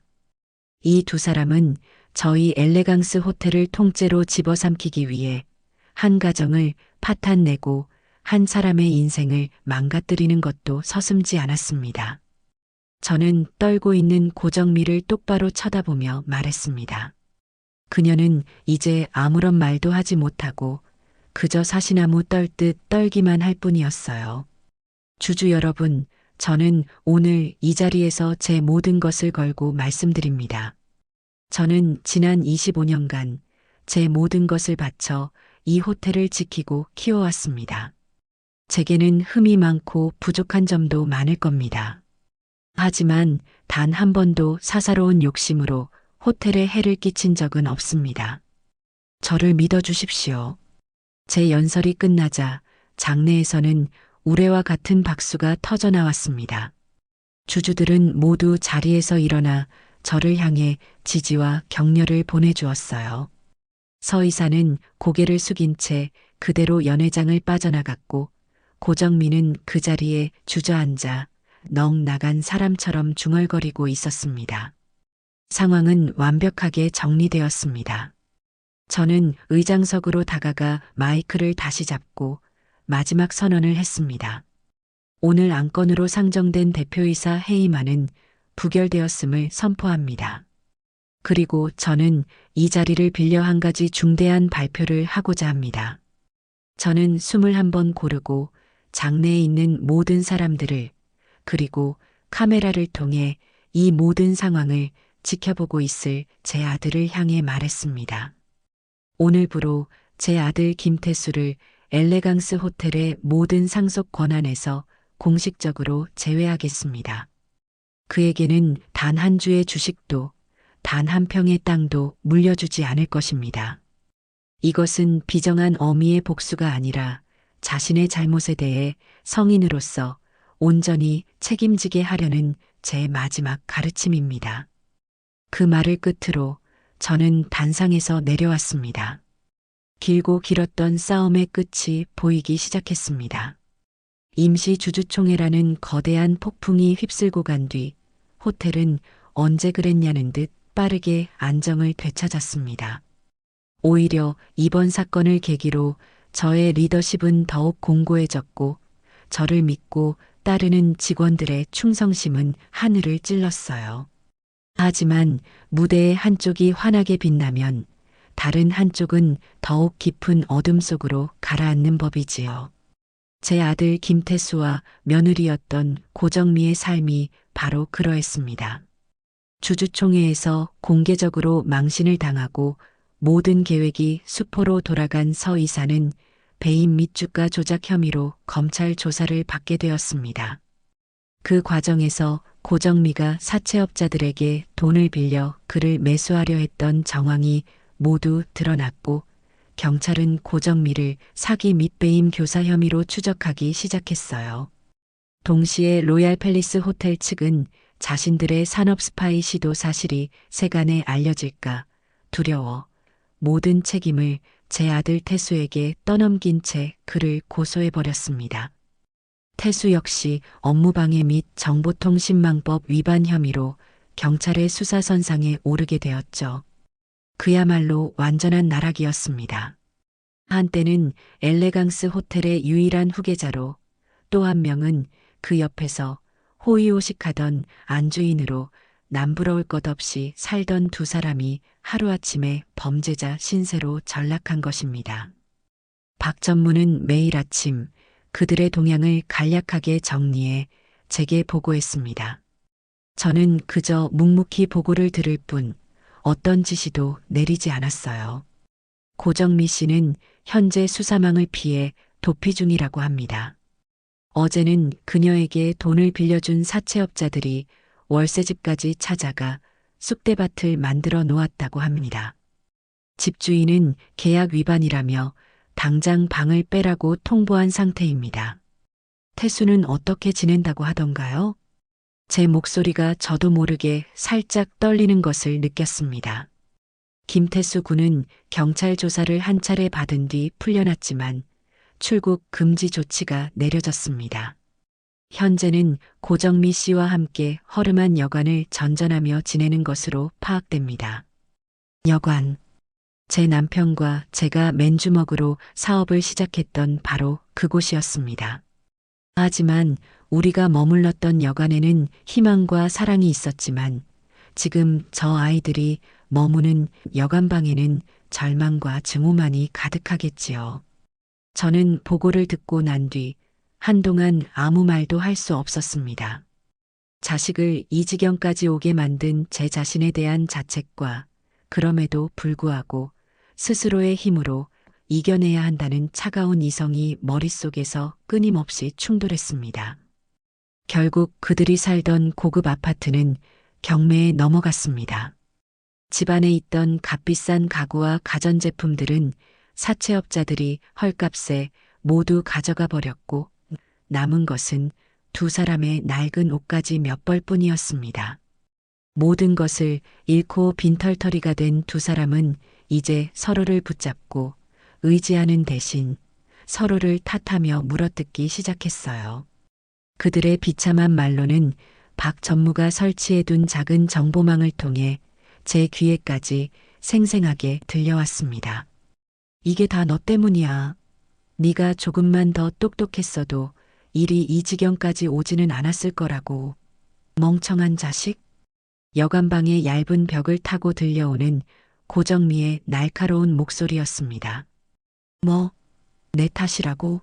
너야말로 그 늙은이 성격도 제대로 파악 못하고 무작정 덤벼든 거 아니야. 그리고 사채는 왜 끌어다 써서 이 꼴을 만들어. 태수 역시 지지 않고 소리를 질렀습니다. 한때는 서로 죽고 못 살 것처럼 굴던 두 사람의 민낯이 처참하게 드러나는 순간이었습니다. 그들의 싸움은 매일 밤낮으로 이어졌고 결국 그 끝은 정해져 있었습니다. 어느 날 저녁 박 전무가 퇴근 인사를 하기 위해 제 집무실에 들렀다가 망설이듯 봉투 하나를 꺼내 놓았습니다. 회장님, 이것을 어떻게 처리해야 할지 몰라 우선 가지고 왔습니다. 이게 뭔가요? 김태수 군이 보내온 것입니다. 봉투 안에는 이혼 서류 한 장과 짧은 편지가 들어 있었습니다. 편지는 고정미가 태수에게 남긴 것이었어요. 너랑 네 엄마 때문에 내 인생은 완전히 망했어. 더 이상 무능하고 멍청한 너랑은 단 하루도 살 수 없으니 이 서류에 도장 찍어서 보내. 위자료 한 푼 줄 생각 말고 앞으로 다시는 내 눈앞에 나타나지 마. 이 모든 건 전부 네 엄마가 만든 지옥이야. 악의와 저주로 가득 찬 문장이었습니다. 서류에는 이미 고정미의 도장이 찍혀 있었어요. 제 아들은 이제 아내에게서조차 버림받은 것입니다. 저는 서류를 가만히 내려다보았습니다. 그리고는 박 전무에게 말했어요. 이 서류 태수에게 그대로 전해주세요. 그리고 변호사를 통해 이혼 절차를 마무리 짓도록 도와주세요. 위자료는 한 푼도 줄 수 없다고 확실히 전하고요. 알겠습니다, 회장님. 박 전무가 나가고 저는 혼자 남아 텅 빈 집무실을 둘러보았습니다. 벽에 걸린 남편의 사진이 오늘따라 유난히 슬퍼 보였어요. 아들이 얼마나 비참하고 고통스러울지 상상이 가지 않는 것은 아니었습니다. 하지만 독수리는 새끼를 강하게 키우기 위해 절벽 아래로 떨어뜨린다고 했습니다. 지금 제가 태수에게 해줄 수 있는 유일한 것은 그가 스스로의 힘으로 날갯짓하여 절벽 위로 다시 날아오를 때까지 그저 차갑게 지켜봐 주는 것뿐이었습니다. 태수는 이제 자신의 인생이 온전히 자신의 책임이라는 것을 그 끔찍한 고독 속에서 뼈저리게 깨달아야만 했습니다. 며칠 뒤 장대비가 억수같이 쏟아지는 밤이었습니다. 저는 야근을 마치고 막 퇴근하려던 참이었어요. 그런데 로비 보안팀장에게서 다급한 연락이 왔습니다. 회장님, 김태수 군이 로비로 들어오려 하고 있습니다. 제 심장이 쿵 하고 내려앉는 것 같았어요. 저는 급히 제 집무실에 CCTV 모니터를 켰습니다. 화면 속에는 비에 흠뻑 젖어 뼈만 앙상하게 남은 제 아들이 서 있었습니다.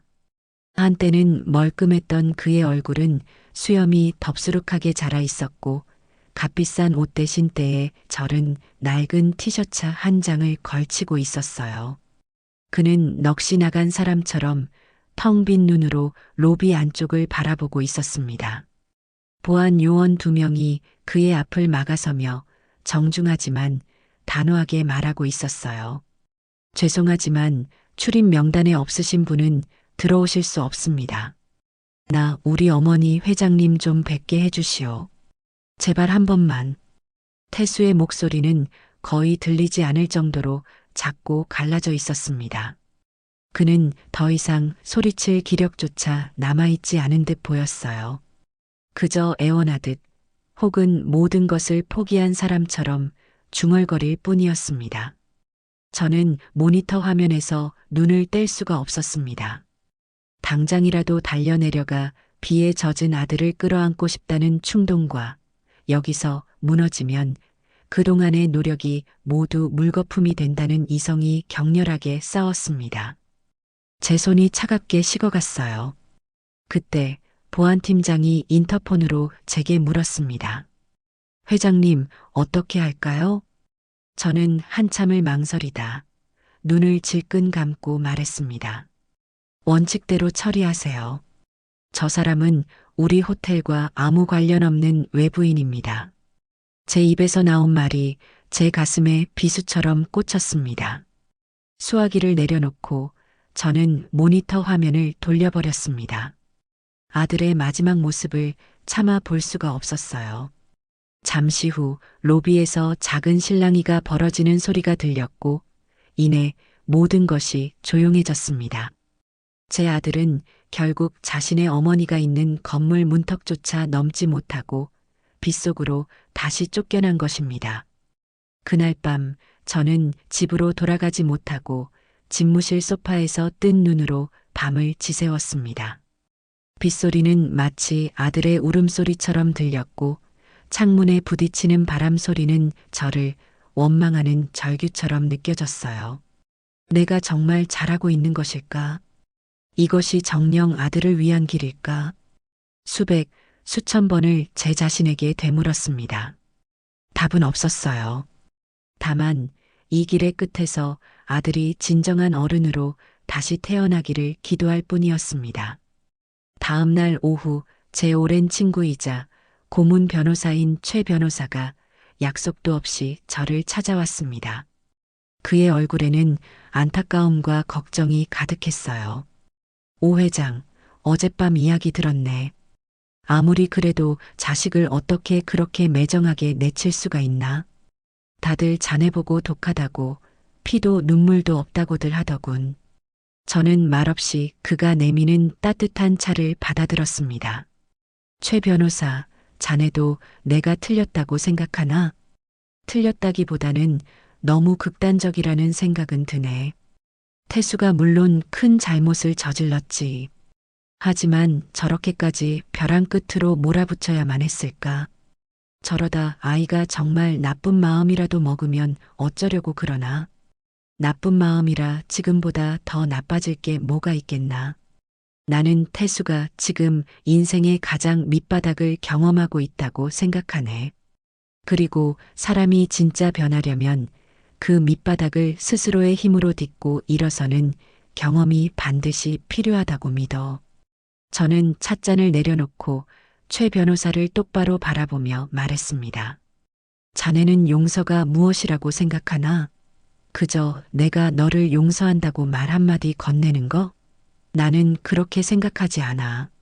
진정한 용서는 가해자가 피해자에게 일방적으로 구하는 것이 아니라 가해자 스스로가 자신의 잘못을 뼈저리게 뉘우치고 그 대가를 온전히 치른 뒤에야 비로소 얻을 수 있는 자격 같은 걸세. 용서는 내가 베푸는 시혜가 아니라 그 아이가 스스로 쟁취해야 할 마지막 권리란 말일세. 제 말에 최 변호사는 더 이상 아무 말도 하지 못하고 깊은 한숨만 내쉬었습니다. 그는 제 성격을 누구보다 잘 알고 있었기에 더 이상 저를 설득할 수 없다는 것을 깨달았을 겁니다. 최 변호사가 돌아가고 얼마 지나지 않아 더 기가 막힌 소식이 들려왔습니다. 도망쳤던 고정미가 홍콩의 한 부호와 재혼했다는 소식이었습니다. 심지어 그녀는 보란 듯이 제게 직접 전화를 걸어왔어요. 어머니, 저 정미예요. 잘 지내시죠? 수화기 너머로 들려오는 그녀의 목소리는 조금도 위축되지 않고 오히려 승리감에 도취되어 있었습니다. 어쩐 일인가? 그냥요. 어머니 생각이 나서요. 저는 지금 홍콩이에요. 남편이랑 요트에서 와인 한잔하고 있었어요. 아, 제 남편이요? 이쪽에서는 꽤 유명한 자산가예요. 어머니 호텔 정도는 장난감처럼 사줄 수 있는 사람이죠. 저한테 다이아몬드 목걸이도 사주고 매일같이 파티를 열어줘요. 태수 씨랑 살던 그 지옥 같던 시간들을 전부 보상받는 기분이에요. 그녀는 일부러 저를 조롱하고 약 올리기 위해 전화를 건 것이었습니다. 하지만 저는 조금도 동요하지 않았어요. 그런가? 잘 됐군. 부디 그 사람이랑은 오래오래 행복하게 잘 살게나. 제 담담한 반응에 오히려 당황한 것은 고정미 쪽이었습니다. 그녀는 잠시 말을 잇지 못하다가 이내 씩씩거리며 말했어요. 두고 보세요. 어머니가 저한테 어떻게 했는지 제가 평생 잊지 않을 거예요. 반드시 지금보다 더 성공해서 어머니 앞에 나타날 테니까. 그래, 기대하고 있겠네. 그럼 이만 끊지. 저는 그녀의 악담이 끝나기도 전에 전화를 끊어버렸습니다. 그녀는 아마 제가 질투와 분노에 몸을 떨 것이라 기대했겠지요. 하지만 제 마음은 호수처럼 고요했습니다. 고정미라는 존재는 이제 제 인생에 아무런 영향도 미치지 못하는 그저 스쳐 지나가는 바람 한 점에 불과했어요. 그녀가 누구와 결혼을 하든 얼마나 큰 부자가 되든 저와는 아무런 상관이 없는 일이었습니다. 오히려 그녀가 제 아들 곁을 떠나준 것이 고맙게 느껴질 정도였어요. 저는 이제 온전히 제 아들과 저의 문제에만 집중할 수 있게 되었습니다. 그렇게 몇 달의 시간이 흘렀습니다. 제 인생에서 아들과 며느리라는 소음이 사라지자 놀라울 정도로 많은 것들이 제자리를 찾아갔습니다. 저는 그동안 미뤄두었던 호텔의 수건 사업들을 하나씩 해결해 나갔어요. 그리고 마침내 제 인생의 가장 중요한 이정표가 될 프로젝트를 실행에 옮기기로 결심했습니다. 호텔 창립 25주년 기념일. 저는 수많은 언론사와 재계 인사들을 초청해 성대한 기념 파티를 열었습니다. 파티는 성공적이었어요. 모두가 엘레강스 호텔의 빛나는 성공을 축하하며 샴페인을 터뜨렸습니다. 행사가 무르익을 무렵 제가 축사를 하기 위해 단상에 올랐습니다. 모두의 이목이 집중된 가운데 저는 마이크를 잡고 조용히 입을 열었습니다. 오늘 이 자리에 참석해 주신 귀빈 여러분, 그리고 지난 25년간 엘레강스 호텔을 위해 헌신해 준 임직원 여러분께 진심으로 감사의 말씀을 드립니다. 저는 잠시 숨을 고르고 제 인생에서 가장 중요한 발표를 시작했습니다. 저는 오늘 이 영광스러운 자리에서 제 남은 인생의 계획과 우리 엘레강스 호텔의 미래에 대한 중대한 발표를 하고자 합니다. 첫째, 저는 제 개인 재산의 절반인 350억 원을 사회에 환원하여 불우한 환경 속에서도 자신의 꿈을 위해 노력하는 청년들의 자립을 돕는 오진숙 김현성 재단을 설립하겠습니다. 김현성은 제 남편의 이름이었습니다.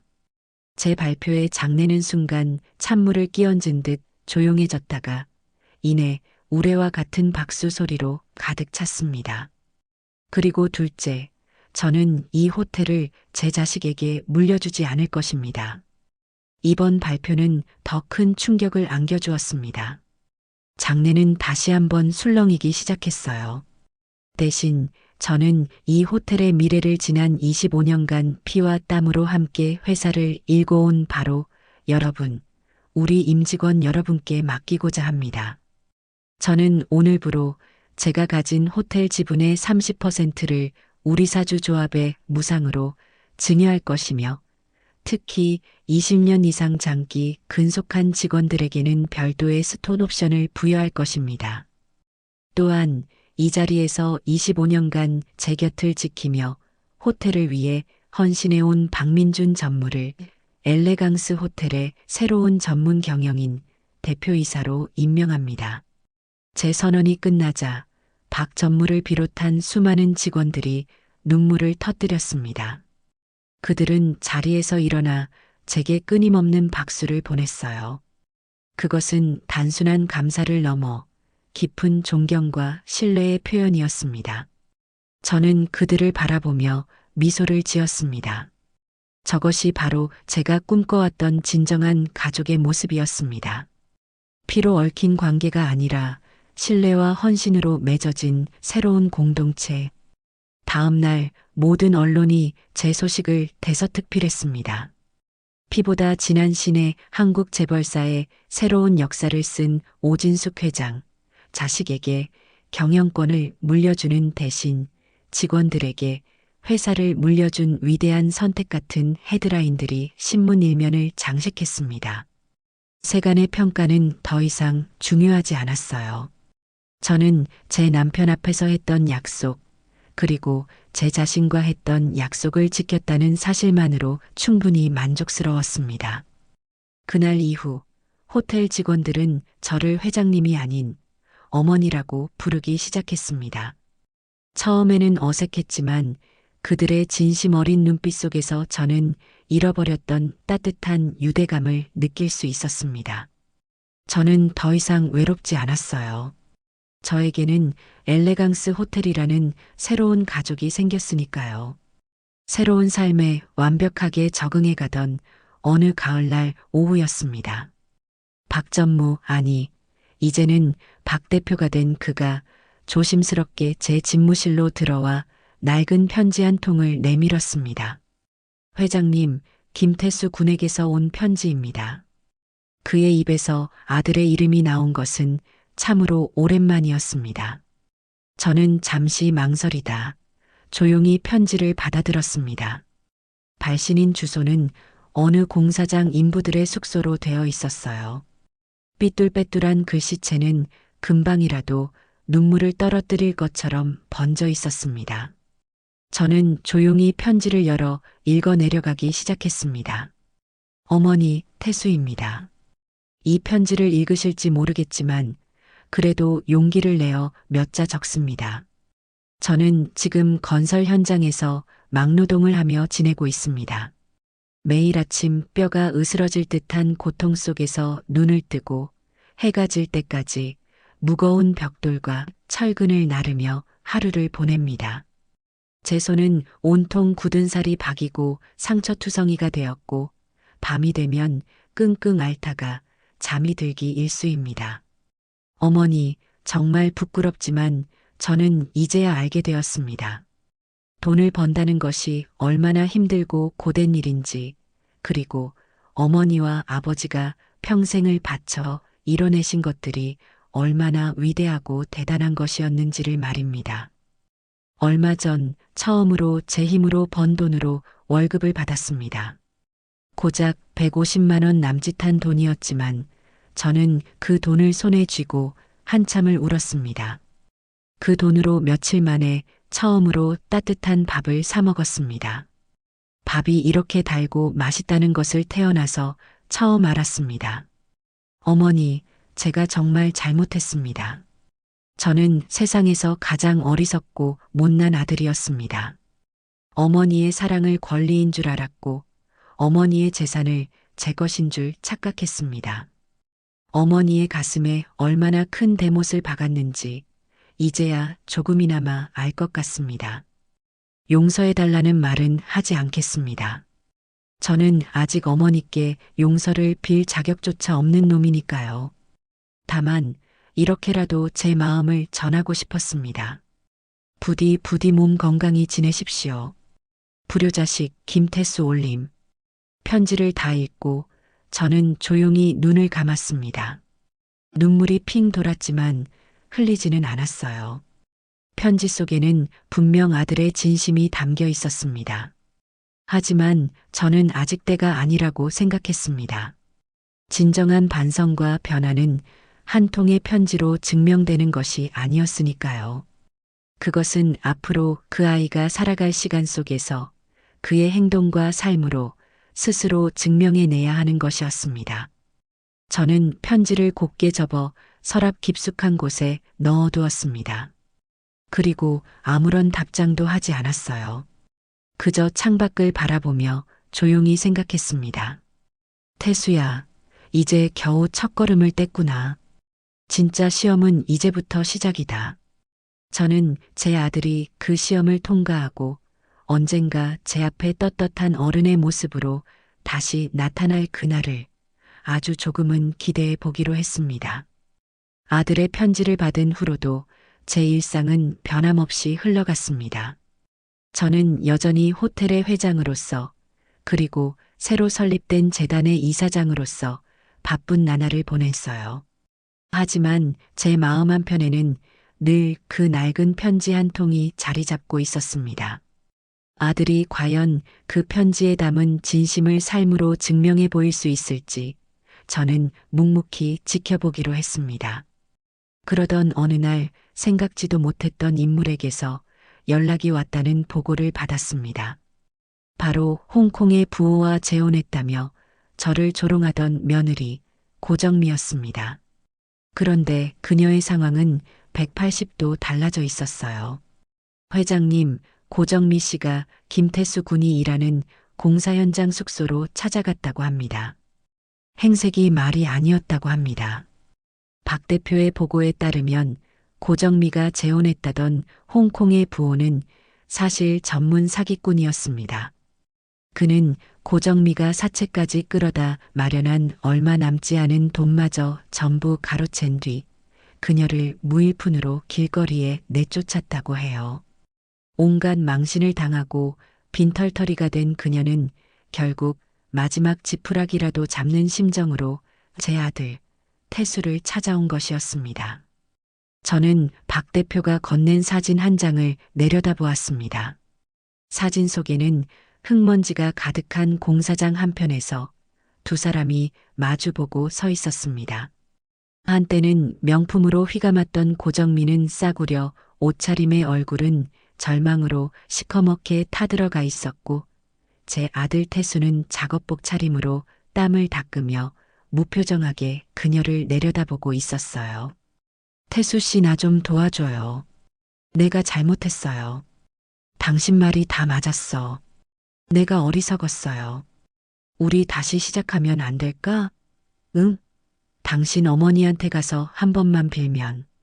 고정민은 아들의 바짓가랑이라도 붙잡을 듯 애원하며 울부짖었다고 합니다. 과거의 그 오만하고 당당하던 모습은 온데간데 없었어요. 하지만 아들의 반응은 단호했습니다. 돌아가. 태수 씨, 제발 나갈 데가 없어. 세상 사람들이 다 나한테 손가락질해. 믿을 사람은 당신밖에 없단 말이야. 너한테는 아직도 세상 사람들이 어떻게 보는지 남들 눈이 그렇게 중요해? 나는 이제 그런 거 신경 안 써. 나는 내 힘으로 밥 벌어 먹고 내 힘으로 잠잘 곳 구하며 살아. 너도 그렇게 살아. 네 인생은 네가 책임지는 거야. 아들은 그녀의 눈을 똑바로 쳐다보며 처음으로 어른의 목소리를 냈다고 합니다. 다시는 내 앞에 나타나지 마.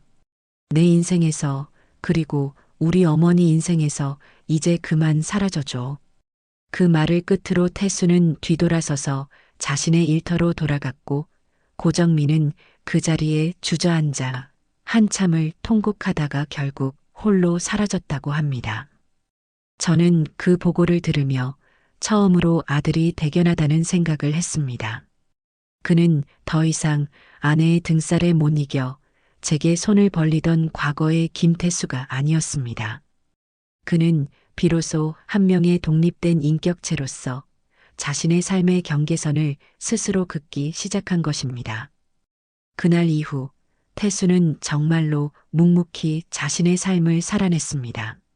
그는 건설 현장에서 번 돈을 허투루 쓰지 않고 악착같이 모았어요.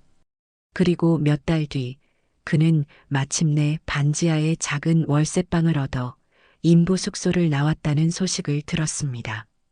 자신만의 공간이 생긴 것이지요. 그리고 바로 그날 저녁부터 이상한 일이 벌어지기 시작했습니다. 매달 마지막 날 저녁이 되면 태수가 호텔 로비 안내 데스크에 작은 봉투 하나를 맡기고 홀연히 사라진다는 것이었습니다. 봉투 안에는 꼬깃꼬깃한 10,000원짜리 몇 장과 동전들, 그리고 작은 메모지 한 장이 들어 있었습니다. 어머니께 진 빚을 갚겠습니다. 그가 한 달 내내 뼈 빠지게 일해서 번 돈에서 최소한의 월세와 생활비를 뺀 나머지 전부였습니다. 첫 달에는 10만 원이 조금 넘는 돈이었고 다음 달에는 15만 원, 그 다음 달에는 비 오는 날이 많아 일이 줄었다며 7만 원이 들어 있었습니다. 액수는 중요하지 않았어요. 저는 박 대표를 통해 매달 그 봉투를 건네받았고 열어보지 않은 채로 제 집무실 책상 서랍에 차곡차곡 쌓아두었습니다. 서랍 안에는 아들이 보낸 편지와 함께 그의 땀과 진심이 담긴 돈 봉투들이 늘어갔습니다. 그것은 제게 수백억의 재산보다 더 값진 보물처럼 느껴졌어요. 저는 아들이 돈을 보내오는 것에 대해 아무런 응답도 하지 않았습니다. 그저 묵묵히 그가 어디까지 자신의 의지를 지켜나가는지 지켜볼 뿐이었습니다.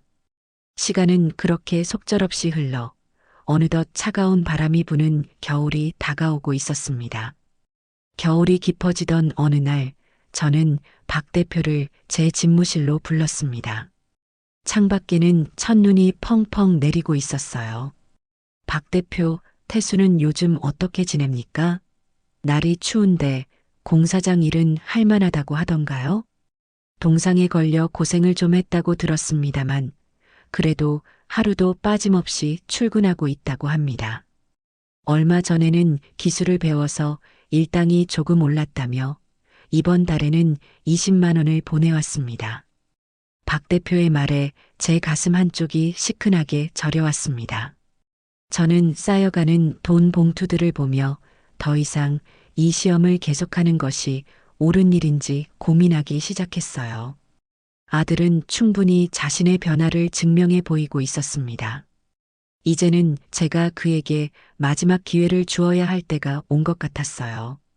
박 대표, 태수에게 제안을 하나 해주세요. 어떤 제안을 말입니까, 회장님? 우리 호텔 주차관리 요원 자리에 결혼이 생겼다고 들었습니다. 그 자리를 태수에게 제안해 보세요. 다만 제 아들이기 때문에 주는 특혜가 아니라 정식 채용 절차를 거쳐 들어오는 일용직 계약이라는 점을 분명히 알려주시고요. 월급은 최저 시급으로 계산될 것이고 다른 직원들과 똑같은 대우를 받게 될 거라고 그래도 괜찮겠냐고 물어봐 주세요. 제 말에 박 대표는 놀라움과 감동이 뒤섞인 표정으로 저를 바라보았습니다. 회장님 정말 이것이 그 아이에게 주는 마지막 시험입니다. 한때 이 호텔의 후계자였던 아이가 가장 낮은 곳에서 다른 사람들에게 고개를 숙이며 일하는 것을 견뎌낼 수 있는지, 그 모멸감과 자기 연민을 이겨내고 떳떳한 직업인으로서 자신의 일을 존중할 수 있는지, 그것을 제 눈으로 직접 확인해야겠습니다. 만약 그 아이가 이 제안을 받아들인다면 그때는 저도 아들을 다시 아들로 받아들일 준비를 할 겁니다. 며칠 후 박 대표가 태수를 직접 만나고 돌아왔습니다. 결과는 제 예상을 벗어나지 않았어요. 태수 군이 아무런 불평 없이 그 제안을 받아들였습니다. 오히려 이런 기회를 주셔서 감사하다며 박 대표님께 몇 번이고 허리를 숙여 인사했다고 합니다. 그렇게 제 아들 김태수는 자신이 태어나고 자란 엘레강스 호텔의 가장 낮은 자리인 주차 관리 요원으로 첫 출근을 하게 되었습니다. 첫 출근 날 저는 집무실 CCTV 화면으로 주차장 입구에 서 있는 아들의 모습을 지켜보았습니다. 어색하게 몸에 맞지 않는 유니폼을 입고 굳은 표정으로 서 있는 모습이 안쓰러워 보이기도 했어요. 잠시 후 고급 세단 한 대가 주차장으로 들어왔습니다. 아들은 훈련받은 대로 90도로 허리를 숙여 인사하고 차량을 안전하게 유도했습니다. 차에서 내린 손님은 아들의 얼굴을 알아보지도 못하고 당연하다는 듯이 차 키를 던지듯 건네고는 호텔 안으로 들어가 버렸어요. 아들은 잠시 그 자리에 멍하니 서 있다가 이내 아무 일도 없었다는 듯이 차를 주차 공간으로 옮겼습니다. 저는 그 모습을 보며 저도 모르게 눈시울이 뜨거워지는 것을 느꼈습니다. 가슴 한쪽이 칼로 베이는 것처럼 아팠어요. 당장이라도 달려내려가 그만하면 됐다고, 이제 고생 그만하라고 말해주고 싶었습니다. 하지만 저는 꾹 참았어요. 이것은 아들이 진정한 어른으로, 그리고 한 명의 온전한 인간으로 다시 태어나기 위해 반드시 거쳐야 할 마지막 관문이었습니다. 저는 그저 어머니로서 제 아들이 그 시험을 무사히 통과하기를 기도하며 지켜보는 수밖에 없었습니다. 태수의 호텔 생활은 고되고 힘들었습니다. 어떤 손님은 주차가 마음에 들지 않는다며 반말로 호통을 쳤고, 어떤 젊은이들은 그를 무시하며 삿대질을 하기도 했습니다. 과거의 태수였다면 당장 유니폼을 벗어 던지고 주먹을 날렸을지도 모를 상황들이었죠. 하지만 그는 모든 수모를 묵묵히 견뎌냈습니다. 그는 그저 죄송하다고 시정하겠다고 고개를 숙일 뿐이었어요. 저는 매일같이 CCTV를 통해 그런 아들의 모습을 지켜보았습니다. 그것은 제게도 고통스러운 형벌과도 같은 시간이었어요. 하지만 시간이 흐를수록 아들의 표정에서 그늘이 조금씩 쉬어가는 것이 보였습니다. 그는 이제 억지로 일하는 것이 아니라 자신의 일에 적응하고 나름의 보람을 찾아가는 듯 보였어요. 동료 주차 요원들과는 농담을 주고받으며 웃기도 했고 어린아이 손님에게는 눈을 맞추며 친절하게 인사를 건네기도 했습니다. 그는 조금씩, 아주 조금씩 변하고 있었습니다. 시간이 흘러 계절이 4번 바뀌고 아들이 호텔 주차 요원으로 일한 지 꼭 1년이 되는 날이었습니다. 그동안 태수는 단 하루도 지각이나 결근을 한 적이 없었고 누구보다 성실하게 자신의 임무를 수행했습니다. 그의 성실함은 다른 직원들 사이에서도 입소문이 나기 시작했어요. 처음에는 그를 회장님의 낙하산이라며 수군대던 직원들도 이제는 그의 묵묵한 태도에 마음을 열고 그를 동료로 인정해주기 시작했습니다. 그리고 마침내 호텔 인사위원회는 만장일치로 김태수를 정식 직원으로 채용하기로 결정했습니다. 그의 새로운 부서는 고객들의 가장 가까이에서 서비스를 제공하는 벨 데스크였습니다. 저는 그 소식을 박 대표에게 보고받고 조용히 고개를 끄덕였습니다. 그리고 박 대표를 통해 태수를 제 집무실로 부르라고 지시했어요. 그가 호텔에 들어온 지 1년 만에 처음으로 가지는 공식적인 만남이었습니다. 잠시 후 벨보이 유니폼을 단정하게 차려입은 태수가 긴장한 표정으로 집무실 문을 열고 들어왔습니다. 1년 전 비에 젖어 로비에서 쫓겨나던 초라한 모습은 온데간데 없었어요. 고된 노동으로 몸은 다부져 있었고 그의 눈빛에는 예전과 같은 허영심이나 자만심 대신 건강한 자신감과 겸손함이 자리 잡고 있었습니다. 어머니, 아니 회장님, 부르셨다고 들었습니다.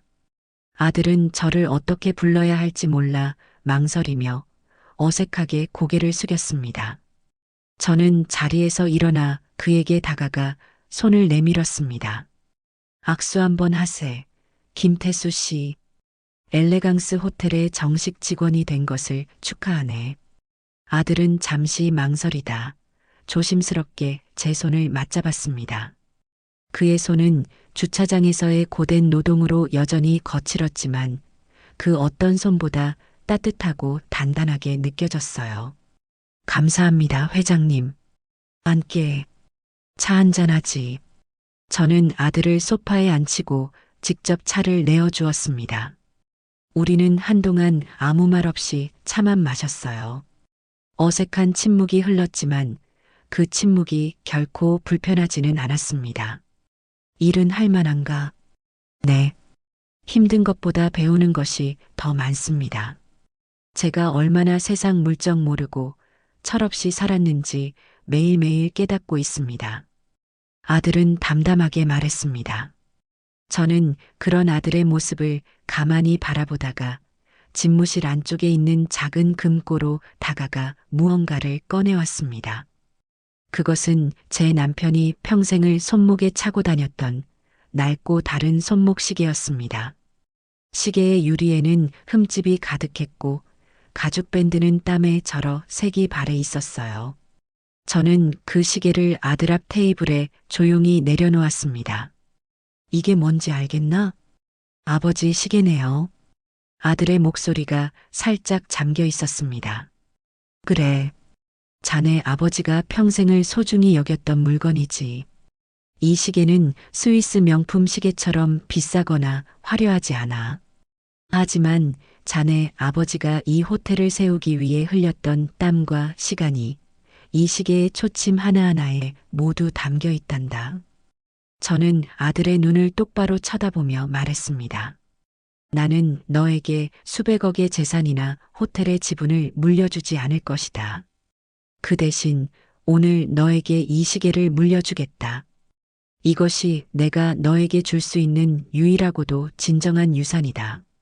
이 시계처럼 시간의 무게를 정직하게 견뎌내는 사람이 되어라. 화려한 겉모습에 현혹되지 말고 묵묵히 자신의 자리에서 최선을 다하는 사람이 되어라. 그리고 언젠가 자네가 이 시계를 찰 자격이 있는 사람이 되었다고 생각될 때, 그때 스스로의 손으로 이 시계를 손목에 차거라. 알겠니? 제 말이 끝나자 아들의 눈에서 뜨거운 눈물방울이 툭 하고 테이블 위로 떨어졌습니다. 그는 울음을 참으려 입술을 깨물었지만 어깨는 주체할 수 없이 들썩이고 있었어요. 그것은 서러움이나 자기 연민의 눈물이 아니었습니다. 모든 것을 깨달은 자의 감사와 회한이 뒤섞인 뜨거운 눈물이었습니다. 아들은 떨리는 손으로 시계를 집어들고 가슴에 꼭 품었습니다. 그리고는 자리에서 일어나 저를 향해 깊이, 아주 깊이 허리를 숙였습니다. 어머니 감사합니다. 정말 감사합니다. 그날 제 아들은 돈이나 지위가 아닌 아버지의 정신과 어머니의 가르침을 비로소 유산으로 물려받았습니다. 그리고 저는 길고 길었던 방황을 끝내고 마침내 어른이 되어 집으로 돌아온 아들을 다시 한번 아들로 품에 안을 수 있었습니다. 그 후로 몇 년의 시간이 더 흘렀습니다. 저는 약속대로 호텔 경영의 대부분을 박 대표와 우리 사주 조합에 넘기고 경영 일선에서 완전히 물러나 은퇴 생활을 즐기고 있습니다. 제가 설립한 재단을 통해 젊은이들의 꿈을 후원하고 가끔 호텔에 들러 오랜 직원들과 담소를 나누는 것이 제 소소한 행복이 되었어요. 아들 태수는 여전히 호텔의 평범한 직원으로 일하고 있습니다. 벨 데스크를 거쳐 지금은 고객 서비스 팀의 과장으로 일하고 있어요. 월급은 많지 않지만 그는 누구보다 자신의 일을 사랑하고 자부심을 느끼며 살아갑니다. 동료들 사이에서는 신망이 두텁고 손님들에게는 가장 친절한 직원으로 칭찬이 자자하다고 해요. 아들은 가끔 주말에 제가 사는 집으로 소박한 저녁 식사를 하러 옵니다. 우리는 더 이상 돈이나 유산에 대한 이야기는 하지 않아요. 그저 오늘 호텔에는 어떤 손님이 왔었는지, 새로 나온 메뉴는 맛이 어떤지, 서로의 건강은 괜찮은지 같은 평범한 이야기들을 나눌 뿐입니다. 아들의 손목에는 아직 아버지의 낡은 시계가 채워져 있지 않습니다. 그는 아직 자신은 그 시계를 찰 자격이 없다고 말합니다. 저는 그저 웃으며 언젠가 그날이 올 것이라고 말해줄 뿐이지요. 우리의 관계는 이제야 비로소 가장 건강하고 평온한 모습으로 제자리를 찾았습니다. 오늘도 저는 호텔 최상층, 제 스위트룸 발코니에 나와 서울의 야경을 내려다봅니다. 제 남편과 제가 맨주먹으로 일궈낸 이 거대한 왕국, 그리고 그 안에서 반짝이는 수많은 사람들의 삶. 저는 이 모든 것을 지켜냈다는 안도감과 함께 깊은 평온함을 느낍니다. 여보, 보고 있어요?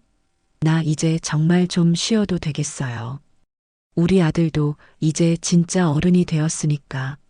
제 얼굴에 저도 모르게 잔잔한 미소가 떠오릅니다. 길고 험난했던 제 인생의 전쟁은 이제 끝났습니다. 저는 모든 것을 지켜냈고 모든 것을 제자리로 돌려놓았으며 마침내 새로운 시작을 이뤄냈어요. 황혼의 저녁 노을이 오늘따라 유난히 따뜻하고 아름답게 느껴집니다.